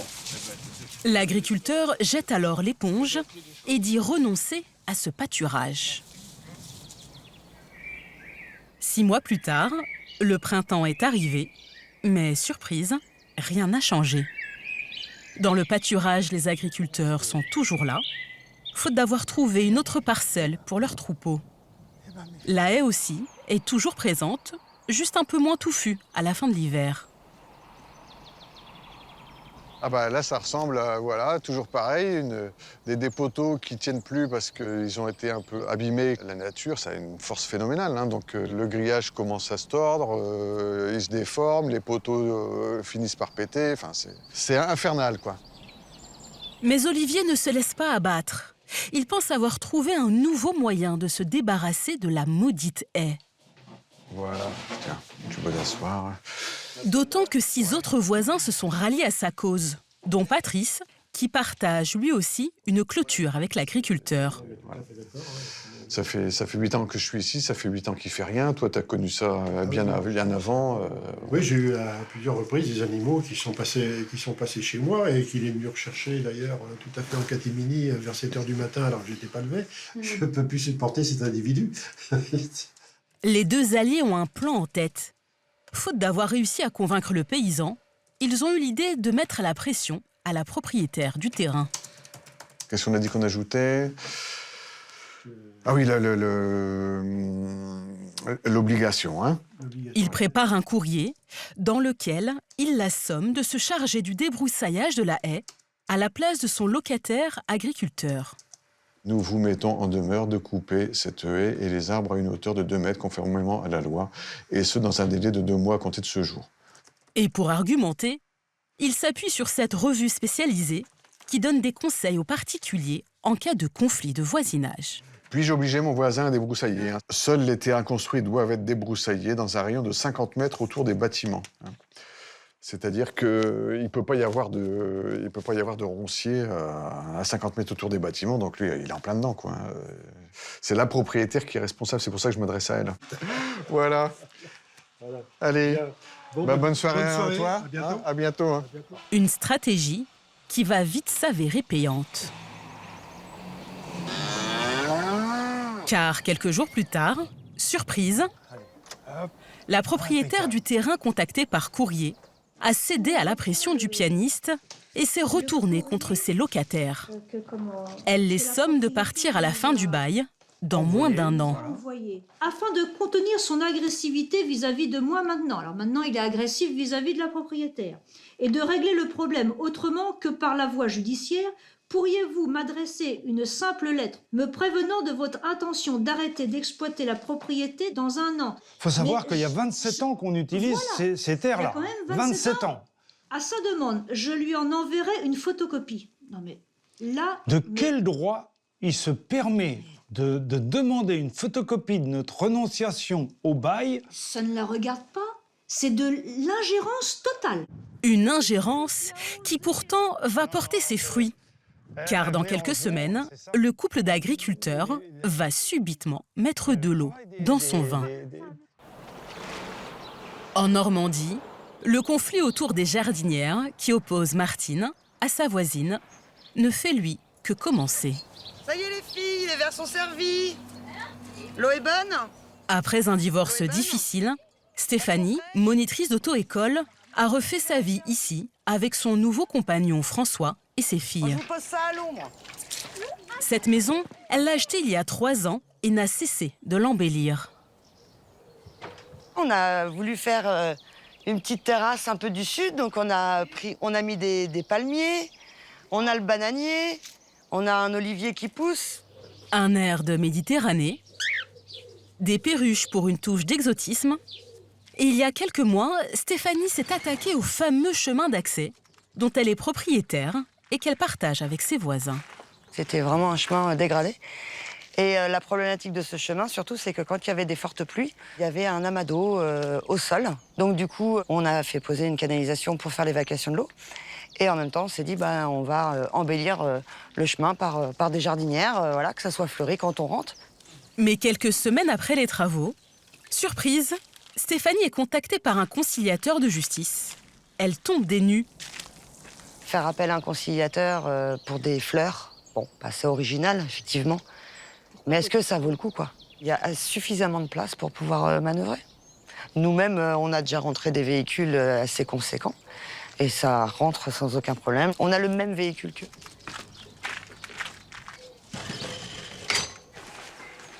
Quatre mois après le début du conflit, les deux couples de voisins ne s'adressent quasiment plus la parole. Bonjour. Bonjour. Alors, pour tenter de trouver un compromis, Je vous prie. ils ont été convoqués par le conciliateur de justice. Vous nous tour de la table. Pas de problème. Les dames face à face, les hommes côte à côte. Stéphanie souhaite conserver ces 4 jardinières qui lui ont coûté plusieurs milliers d'euros. Martine et Patrice, eux, demandent leur suppression pour ne plus être gênés dans leurs déplacements. Le litige est né de la volonté d'embellissement de Madame de Prater qui voulait mettre des fleurs. Sauf que vous n'aviez pas le droit de prendre une certaine surface dans ces 9 mètres sur 7. C'est nous qui sommes pénalisés en l'occurrence. Mais de toute façon, une servitude de manœuvre, elle doit être libre de tout obstacle. Et avec l'âge, on vieillit et on n'est plus aussi habile. Nous entreprenons des travaux. Là, c'était prévu qu'on fasse livrer, qu'on aille chercher les matériaux et qu'on prenne la remorque. Ce n'est pas possible maintenant avec la remorque. Mais vous avez quand même un portail de 5 mètres. Moi, je sais pas comment vous vous débrouillez. 4 mètres 50, oui. Ouais, 4 mètres 50. Monsieur, je vais prendre des leçons chez vous. Mais oui, avec vous pouvez plaisir. venir. Oui, mais voilà. On peut même, si vous voulez, on n'est pas loin, on peut vous proposer de faire une démonstration, parce qu'on a le même véhicule que vous. Vous m'avez dit que j'étais un manche. Je veux bien, mais j'ai le droit d'être un manche. Maintenant, j'aimerais comprendre pourquoi le premier jour des travaux, vous n'êtes pas venu nous voir. Parce que j'ai parlé. Parce que vous, avec Allez-y. Non, vous avez interpellé mon mari. Sur quel critère, madame? Parce que j'avais soi-disant, entre guillemets, harcelé vos ouvriers. Vous vous êtes moqué du personnel. C'est pour ça que je suis venu vous voir. Oui. Je vous ai demandé quoi? Vous trouvez ça normal de vous moquer de quel droit vous vous moquez des gens qui viennent travailler? Et vous êtes là en train de vous pavaner. Donc ça vous empêche de venir discuter avec nous? Mais pourquoi vous l'avez pas fait, vous aussi? Mais c'est incroyable. On a prévenu votre mari. 6 mois avant, vous rigolez, non? C'est un manque de respect de ne pas nous avoir prévenus pour la gêne occasionnée. Voilà, c'est tout. La conciliation tourne au règlement de compte. Stéphanie et François décident de contre-attaquer.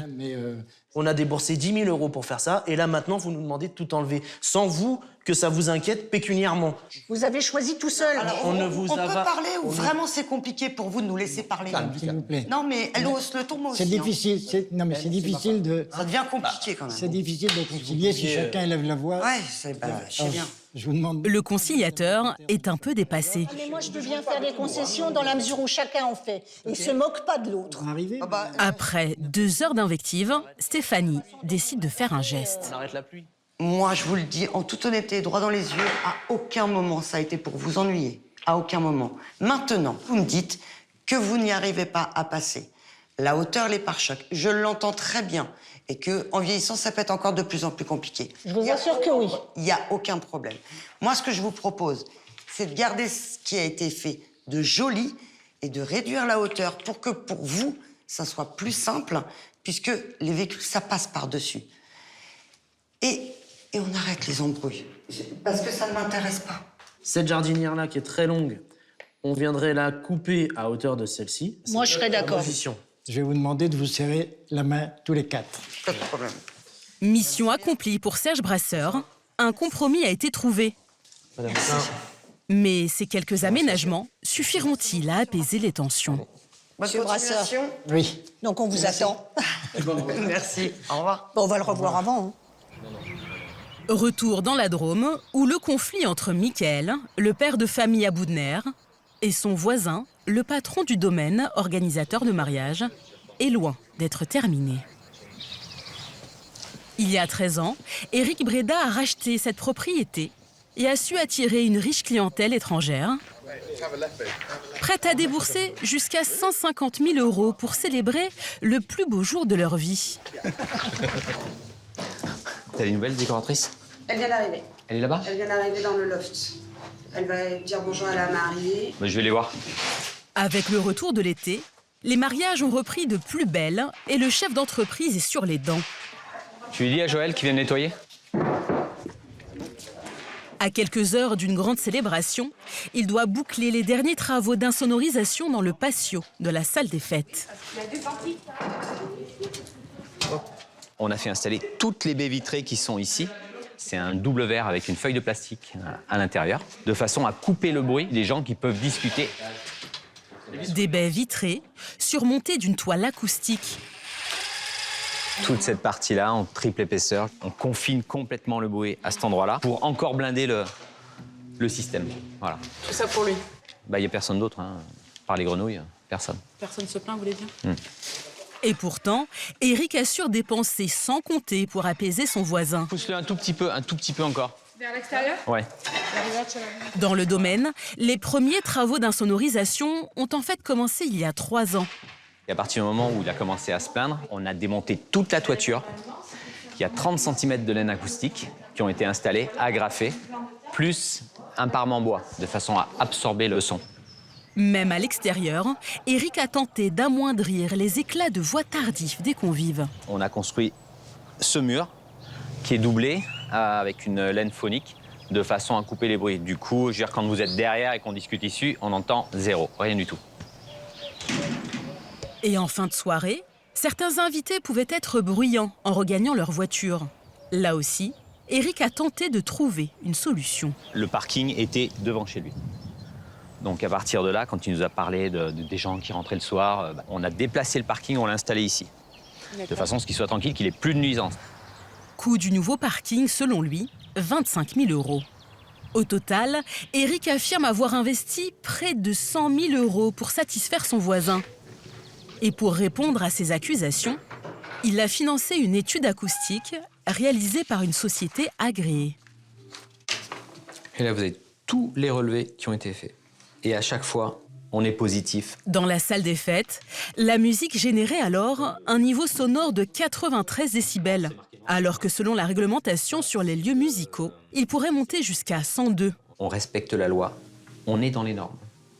Je ne pense pas qu'il y ait beaucoup de domaines ou d'hôtels qui font des efforts considérables comme ça, uniquement pour un voisin, quoi. Donc c'est colossal. À l'entendre, Mickaël serait donc le seul voisin à se plaindre de nuisances sonores. Mais alors que depuis quelques semaines, les mariages s'enchaînent, le père de famille est bien décidé à prouver le contraire. Il y a quelqu'un? Je suis votre voisin, mais d'un peu plus loin. Oui. Bonjour. Bonjour. Bonjour. Ce soir, il fait le tour du quartier avec une pétition. Voilà. Tout part d'ici, en fait. Hein. Le centre des nuisances est là. Et vous, votre maison, votre quartier, il est à 417 mètres ici. Vous le reconnaissez un petit peu. Vous pouvez la montée du bois noir, là-haut. Et ben, si vous êtes d'accord pour signer, et comme quoi, ben, effectivement, vous vous entendez, quoi. C'est juste ça. Oui, y a rien de... Le son, on l'entend, il n'y a pas plus tard qu'il y a 3 semaines. Et quand on veut dormir fenêtre ouverte ou volet ouvert, ben, ça fait du bruit, on entend. Et quand on est à l'extérieur, que ce soit pour se poser en famille ou entre amis, on l'entend. Vous n'êtes jamais plaint? Honnêtement, non, je ne me suis jamais plaint parce que je me dis, bon, c'est de passage. Du bruit à 400 mètres du domaine et même à 600 mètres. Et du coup, toi, tu entends plutôt la musique? On entend quand même la musique, les cris. Les cris aussi? Ah oui, les cris, oui. Ça t'empêche de faire quelque chose? La sieste, après, voilà. Merci de ce soutien. C'est important pour ma famille, pour nous. J'espère que ça apportera aussi pour vous. Merci, au revoir. En quelques jours, Mickaël récolte 50 signatures. Une pétition qui va étoffer sa procédure judiciaire, sur laquelle il mise tout désormais. J'en ai tellement des vidéos, j'en ai plein de petites séquences. Car les gendarmes, appelés une dizaine de fois depuis le début de l'été, semblent impuissants face aux fêtards. Mais on a bien senti qu'ils étaient chauds d'ailleurs ce jour-là. On le sentait que ça allait être un peu compliqué.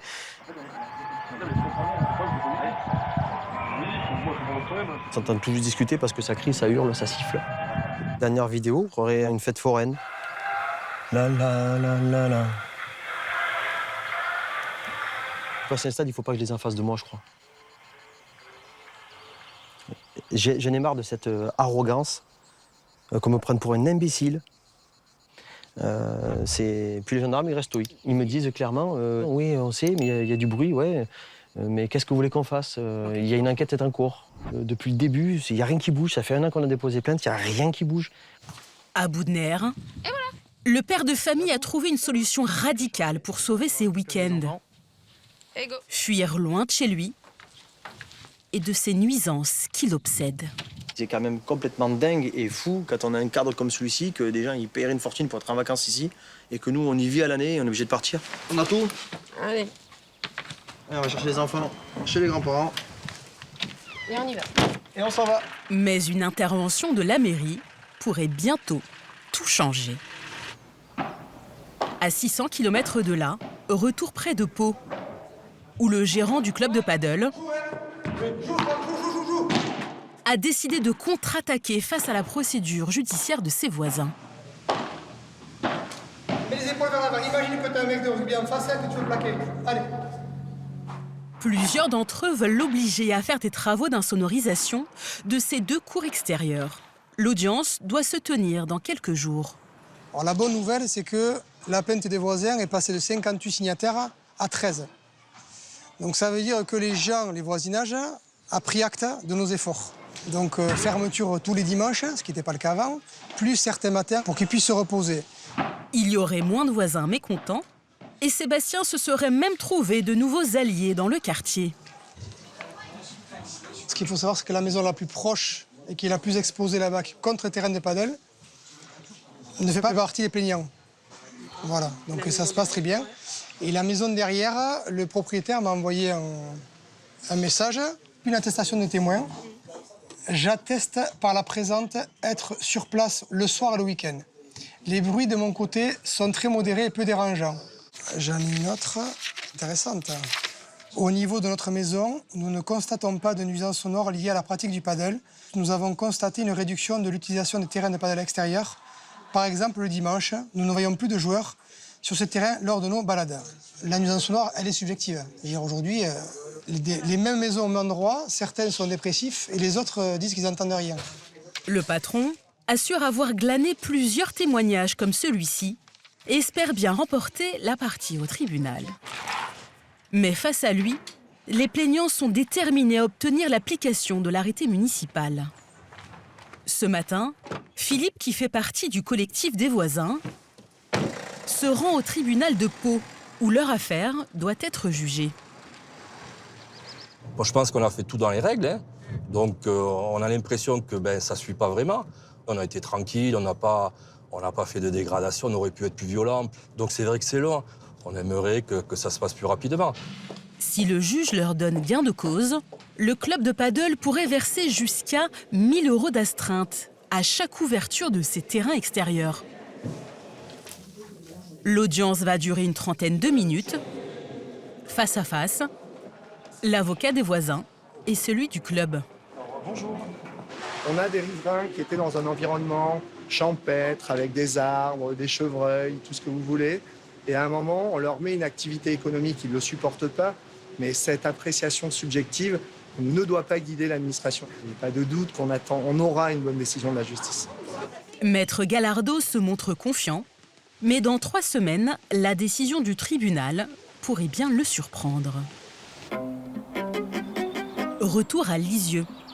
Quelques semaines après le coup de pression de la propriétaire sur le couple d'agriculteurs. Olivier assiste à un spectacle qu'il n'espérait plus. Ses voisins ont fait appel à un professionnel pour raser la haie depuis tôt ce matin. Après des années de résistance, Florence et Christian ont fini par céder, la mort dans l'âme.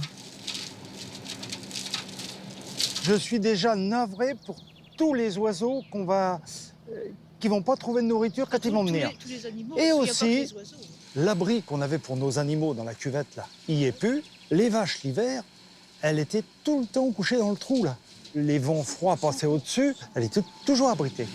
Mais cette avancée ne suffit pas aux pianistes. qui souhaite le déracinement total de la haie. Bon, et alors ma question c'est toujours la même. Vous partez quand? Il me semble que vous êtes irrespectueux au possible. Oh oui, je suis respectueux. Ça fait 8 ans que j'ai vos ronciers. Ça fait 8 ans que j'ai vos ronciers dans la figure. Et c'est moi qui suis respectueux. Non, vous foutez de ma gueule ou quoi, là? Il y a 2 ans, j'ai mis 2000 € pour nettoyer vos ronciers. Les ronciers qui viennent de chez vous. Oui, qui étaient dans mon terrain, mais qui venaient de chez vous. S'il n'y avait pas le bordel de chez vous, s'il n'y avait pas le bordel chez vous, il n'y aurait jamais de ronciers chez moi. Et je vous fais remarquer que ceux que j'ai retirés, ceux que j'ai retirés, ils sont jamais repoussés. Hein? Tu te recules, toi. Tu te recules. Quand je vais te retrouver. Oui, c'est ça. Allez, les gamins. Vous êtes agressif de la sorte. Ouais, non, mais ça fait 8 ans que je supporte. Ah bah dis donc, c'est propre, là. Après 3 ans de tension, Lionel Fleury, le conciliateur, est donc de retour, encore une fois. Monsieur Chauvin. Vous savez ce qu'il me dit, là, c'est quand que tu fous le camp et tout ça, et avec de l'agressivité dans les propos. Mais je vais vous dire, de vous à moi, monsieur Fleury, il a intérêt de me faire de la place sur un trottoir si on se croise. Hein. Ce matin, il va tenter de trouver un ultime compromis qui va payer pour débroussailler le terrain du pianiste. Regardez, les ronces ne viennent pas de chez nous, elles viennent de chez lui. Maintenant que la haie est rasée, une ancienne clôture apparaît. Certainement la frontière entre les 2 terrains. Ça, c'est un mur de propriété, ça. Bah, les piquets en fer sont là, hein, de toute façon. Bah oui. Donc la limite de propriété sera là. Et voilà. Et finalement, vous avez coupé toutes les ronces de votre côté. Hein. Ah bah oui. Ce qu'on peut faire, c'est dire que, à défaut de bornage, ce truc est mitoyen et que chacun coupe les ronces de son côté. Puis voilà. Hein. Ouais. Le conciliateur propose un arrangement. Encore faut-il qu'il soit accepté par le pianiste.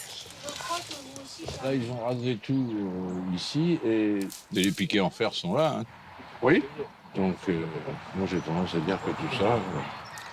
Ça serait de mon côté. Alors oui, je veux bien, hein. Je ferai l'effort parce que, en fait, si j'ai tout ce bordel-là, c'est parce que c'est venu de son champ. Hein. Mais bon, allez, on passe là-dessus. Bon, là, c'est pas compliqué. À partir du moment où la limite est fixée, tout ce qui est de mon côté, ça disparaît dans la semaine. Est-ce que vous êtes d'accord pour lui dire, OK, vous pouvez couper à 2 mètres? Qui coupe et qui garde tout chez lui, d'accord. Mais nous, on veut rien de notre côté. Malgré le compromis, la discussion tourne une nouvelle fois au règlement de compte. Non, mais de toute façon, là, je les connais, les oiseaux, là. Hein. Si je la coupe, vous allez dire, ah là là, vous avez coupé quelque chose qui vous appartenait pas, n'est-ce pas? Jusqu'à présent, les oiseaux, c'est eux qu'on fait le premier pas. Hein. C'est pas vous. Hein. Alors, le guignol, c'est incroyable, ça. Ouais, t'es un chiculotte. Quand il y a du monde, t'es fort, mais quand tu vas te trouver face à moi, tu vas voir que tu vas être moins sourire et tu vas compter. Tu vas compter. Gamin, pauvre type. Arrêtez. Tu sais quel âge t'as par rapport au gamin? Le gamin, il t'emmerde d'abord. Pauvre type, t'es un pauvre type. La musique, ça laisse jeune, mais j'ai 60 ans quand même. Eh ben, mon corneau, moi j'en ai 67, abruti de con. Tu vois l'ordure que c'est? Les 2 voisins semblent irréconciliables. Mais le conflit autour de la haie est peut-être enfin réglé. Encore faut-il que le pianiste accepte de payer. Je peux te dire que la musique qui me plaît, moi, c'est celle de la nature, c'est pas celle d'un corneau comme toi. Bon. Maintenant, ça va se passer avec d'autres personnes. En Normandie, le conflit autour des jardinières n'est pas terminé. 3 mois se sont écoulés depuis l'accord passé en conciliation. Mais Stéphanie n'a toujours pas raboté ses bacs à fleurs. Elle a d'abord réalisé d'autres travaux sur son terrain. Eh ben, écoutez, j'ai mis des brises-vues parce que je suis déçue du comportement, voilà, d'en arriver à passer en conciliation pour des jardinières, pour des fleurs, pour des choses qui n'ont pas lieu d'être. Donc voilà, je me dis, bah, chacun chez soi, donc j'ai installé ça tout le long. Comme ça, il n'y a plus de vis-à-vis. Voilà, j'enlève le vis-à-vis. Stéphanie est amère, d'autant que cet été, ses voisins ont fait faire des travaux. Elle a alors assisté aux allées et venues des artisans qui, selon elle, manœuvraient leurs véhicules sans encombre. Ils sont arrivés en marche avant, se sont positionnés devant la jardinière. Avec le portail qui est très large, ils ont réussi à rentrer sans aucun souci. Une fois travaux terminés, pour repartir le soir en une seule fois, aucune entreprise n'est venue me voir en me disant c'est compliqué de rentrer chez vos voisins, on a des travaux à faire. Non, rien. Et si Stéphanie rechigne tant à réduire ses jardinières, ce n'est pas seulement pour sauver ses fleurs. Elle vient de recevoir le devis de son paysagiste. modification de jardinière avec les traverses, donc réduction en largeur et en hauteur. Donc voilà, 1800, 108, 400, et on arrive à une somme de 2769,60 €. Exactement. Près de 3 000 € à sa charge, qui vont s'ajouter aux 9 000 € déjà dépensés pour la rénovation du chemin. Alors, pour éviter de débourser une telle somme, Stéphanie a envoyé un émissaire chez ses voisins. Serge Brasseur, le conciliateur. Madame Houssin, bonjour. Le dialogue étant rompu, il va tenter de négocier en son nom. Alors, je venais voir à quoi vous en étiez dans les engagements des uns et des autres. Oui, voilà. J'ai eu les devis pour l'aménagement, l'abaissement de cette jardinière, quoi, hein. Et le devis est quand même conséquent. Hein. Je ne sais pas si vous connaissez. Non, ça, non, pas du tout. C'est pas votre problème. vous allez me dire. Non. À quel moment j'étais venu que j'avais vu vos artisans qui étaient là? C'était juillet. C'était en juillet, oui. Ouais. Les camions qui étaient entrés pour votre chantier étaient rentrés sans faire de manœuvre. Sans faire de dégâts, surtout. Monsieur Brasseur, J'ai pas mémoire. vous pouvez constater là-bas, il y a quand même un bout de feu par terre. Regardez bien, moi je le vois chaque fois que je sors. C'est une ombrité, mais... D'après vous, c'est quoi ça? Ouais, voilà. Un bout de je ne sais plus quoi, comment ça s'appelle? Un des artisans aurait perdu son feu arrière lors d'une manœuvre. C'est pas ça, Non, ça mais c'est pas rafraîchit ça. la lumière. Ça, à mon avis, c'est Bruno. J'ai vu qu'il l'avait plus. Mais le conciliateur s'entête et tente de revenir sur l'accord conclu lors de la conciliation. L'espoir que j'avais, c'est que vous auriez, puisque vous avez fait chacun un geste, vous auriez accepté de laisser en l'état. Non, mais vous rigolez, on va pas faire un geste supplémentaire. Monsieur Brasseur, quand on concilie que dans un seul sens, ça c'est plus une conciliation. Non, j'ai pas cette conception de la conciliation. Ah oui, bah chez vous. On a mis un accord. Oui, Point. non, il est définitif, mais vraiment définitif. N'élevez pas le ton, s'il vous plaît. Non, je n'ai pas de ton, je vous dis simplement ce que Laisse j'entends. tomber, on a assez perdu de temps, ça dure depuis le 10 mars. Ça va être tout rapide, hein. Saisine de l'huissier, puis après saisine du tribunal, c'est tout. On va pas continuer à perdre notre temps. C'est pas possible. Peut-être. 3 semaines après cet échange, leur voisine n'a pas encore effectué les travaux. Mais elle assure que ce sera fait d'ici 1 mois. Dans la Drôme, la saison des mariages bat son plein. Ouais, je t'appelle. Les mariages ont lieu 2 fois par semaine et Eric a déjà reçu plusieurs visites des gendarmes suite à des appels de son voisin. Alors, pour tenter d'apaiser le conflit, le gérant a de nouveau mis la main à la poche. Il a investi 10 000 € dans ce régulateur de fréquence sur lequel son DJ branche ses platines.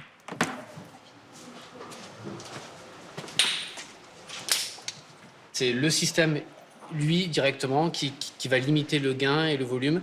Donc c'est impossible, en fait, au bout d'un moment, le système vous dit non, stop, et on ne peut pas aller au-delà. Convaincu que le problème de nuisance sonore est maintenant réglé, Eric a demandé à l'adjoint au maire de venir jouer les juges de paix. Bonjour. Ça va? Avec l'espoir de mettre un terme au conflit de voisinage.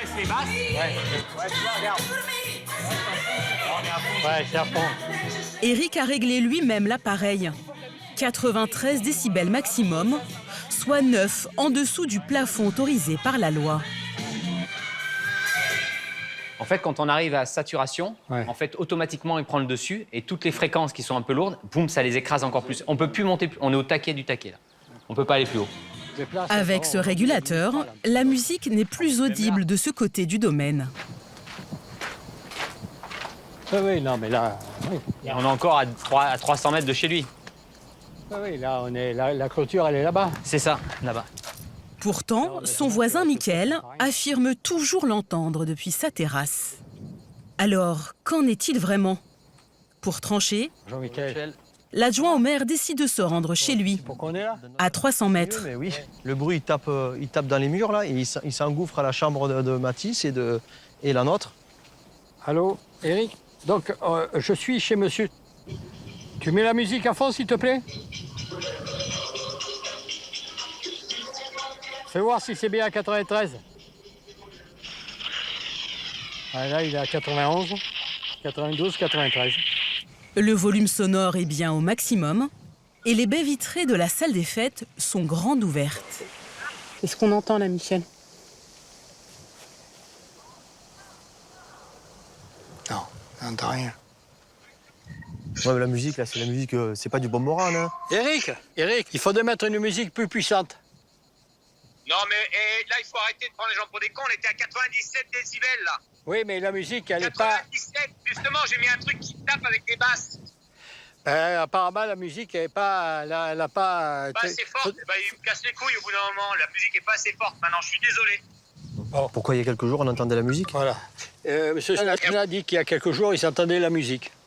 Alors, c'est clair que s'il se met dans son jardin, l'oreille collée au grillage pour essayer d'entendre la musique, on entendra de la Pas musique. du tout, sur la terrasse. Il y a quelque chose qui tourne pas rond. Voilà. Il y a quelque chose qui ne va pas. Alors, qui dit vrai? Les investissements réalisés par le domaine ont-ils vraiment permis d'en finir avec les nuisances?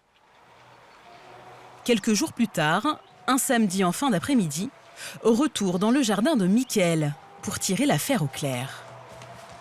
Au loin, le son d'un concert.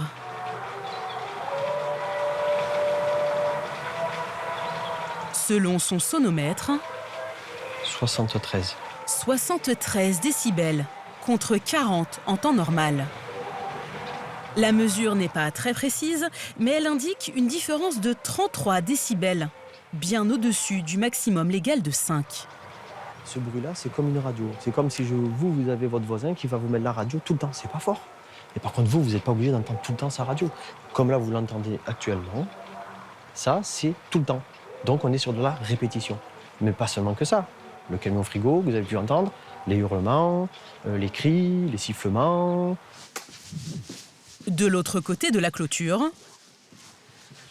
Donc là, quand on fait les cocktails, si vous voulez, les cocktails se passent dans la cour intérieure. Nous allons mieux comprendre. Ici. Donc je veux dire, là... D'où vient la musique, en fin d'après-midi? Bon, là, aujourd'hui, on a un DJ, donc il n'y aura pas de groupe ni rien, mais de temps en temps, on peut avoir des groupes. C'est-à-dire que c'est la journée. Le cocktail, c'est la journée. Bon, c'est aux alentours de 17, 18 heures, dans ces eaux-là. Lors des mariages, les groupes jouent sur cette estrade, sans isolation acoustique, ni limiteur de bruit. Il n'y a pas une nuisance, je veux dire, outre mesure. Il est venu quand même s'installer en toute connaissance de cause à côté d'un domaine d'événementiel qui est connu de partout. Je veux dire, donc maintenant, il dit qu'il n'était pas au courant, mais c'était le seul en France. Hein. Donc oui, il peut y avoir des nuisances, mais ça, il le savait. La procédure judiciaire va commencer entre ces deux voisins irréconciliables. Première étape, une médiation entre avocats. Si elle échoue, ce sera au juge de trancher. Retour dans les Pyrénées, à Hydron, où le conflit autour du club de paddle pourrait bien connaître son épilogue. Le tribunal de Pau rend son verdict aujourd'hui. À la sortie du bureau, Monica attend l'appel de son avocat qui doit la tenir au courant. Le stress monte de plus en plus. Ma foi. Allez, on va essayer de respirer un bon coup. Histoire de décompresser un peu. Oui, allô? Bonjour, maître. Vous allez bien? Ça va, on va dire vite fait, ouais. Donc la décision a été rendue par le tribunal. Conformément à ce qu'on demandait, la société Rugby Park 64 doit cesser immédiatement ses activités et respecter l'arrêté municipal. Chaque fois que les cours de paddle extérieurs seront utilisés, elle s'expose à devoir payer 1 000 €. Et je vous donnerai plus de précisions sur la suite. Bon, oh là là, oui. Merci beaucoup. Parfait. Un grand merci. Allez. Au revoir, maître. À bientôt. Je sais pas quoi dire. J'ai pas de mots. Honnêtement, j'ai pas de mots. Et je suis heureuse maintenant. Ouais, je suis heureuse. Je me dis enfin, voilà, la justice elle nous a donné raison. Tant mieux. Le bonheur des uns fait, comme souvent, le malheur des autres. À chaque coup de raquette, le club de paddle devra désormais payer une astreinte de 1 000 € qui sera partagée entre les voisins qui l'ont poursuivi. Une très mauvaise nouvelle pour le chef d'entreprise. Ouais, dur. C'est raide, ouais. C'est raide parce qu'on se bat depuis 2 ans. On avait quand même bon espoir de remporter ce deuxième set, on va dire. Et voilà, donc forcément compliqué à admettre parce que on va dire que les enjeux financiers sont très lourds. Ça fait 6 ans qu'on est déficitaire et qu'on va perdre encore peut-être 20 ou 25% de chiffre d'affaires. Donc c'est-à-dire que la société, elle est peut-être vue à disparaître. 2 cafés et vous avez ici touillette et éventuellement le sucre. Un mois plus tard, malgré 2 décisions de justice défavorables, Sébastien n'a toujours pas fermé ses terrains extérieurs de paddle. Ses voisins n'ont donc pas encore retrouvé leur tranquillité. À Lisieux, la haie de la discorde vit peut-être ses dernières heures après 3 ans d'escarmouche. Comme convenu avec le conciliateur, Olivier s'est enfin résolu à débroussailler son côté. Ses voisins agriculteurs ont rasé leur partie de la clôture quelques jours plus tôt. Pour limiter les frais, il s'en occupe lui-même, armé d'une bonne dose de motivation, Ah, merde. à ses risques et périls. J'arrive même à la sortir dans mon jardin. Le chantier s'éternise. Là, c'est un jeu de patience, hein. Tout est emmêlé, hein. En plus, on se méfie pas, quoi. Donc, on y va franco, et puis, hop, là, on tombe là-dessus. C'est comme ça que M. Chauvin, il aime la nature. On a pris soin de la clôture, ça se voit, quoi. Quel zozo, mais quel zozo. Le pianiste s'est engagé à ne laisser tomber aucun débris chez ses voisins. Mais il va y avoir un problème. Eh ben, j'ai fait sauter son câble, hein. Ah bah oui, forcément, hein. Il a une clôture électrique. Donc évidemment, comme le risque c'est que l'arbre tombe dessus, ça casse la clôture électrique. Et il m'attend là-dessus, hein. Heureusement pour lui, Oh, ben voilà le portail. Olivier fait une belle découverte. Le fameux portail installé par un ancien propriétaire. Un passage qui lui donne facilement accès au terrain de ses voisins.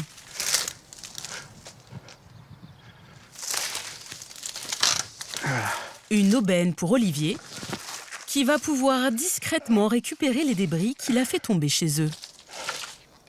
Quand on est avec des voisins convenables, on n'est pas à regarder au millimètre près. Qui doit faire quoi, on se met d'accord, chacun fait sa part. Bah là, c'est la guerre. Je ne le lâcherai pas, ça c'est sûr. Après une journée de travail, Olivier n'est pas arrivé à bout de la haie. Loin de là. Il a donc décidé de relancer la propriétaire du pré voisin. Il souhaite maintenant qu'elle prenne à sa charge le déracinement des dernières ronces. Dans le Calvados, les Pyrénées-Atlantiques, dans l'Eure ou encore dans la Drôme, malgré des conciliations, des arrêtés municipaux ou des décisions de justice, les conflits de voisinage ont décidément des airs d'histoire sans fin.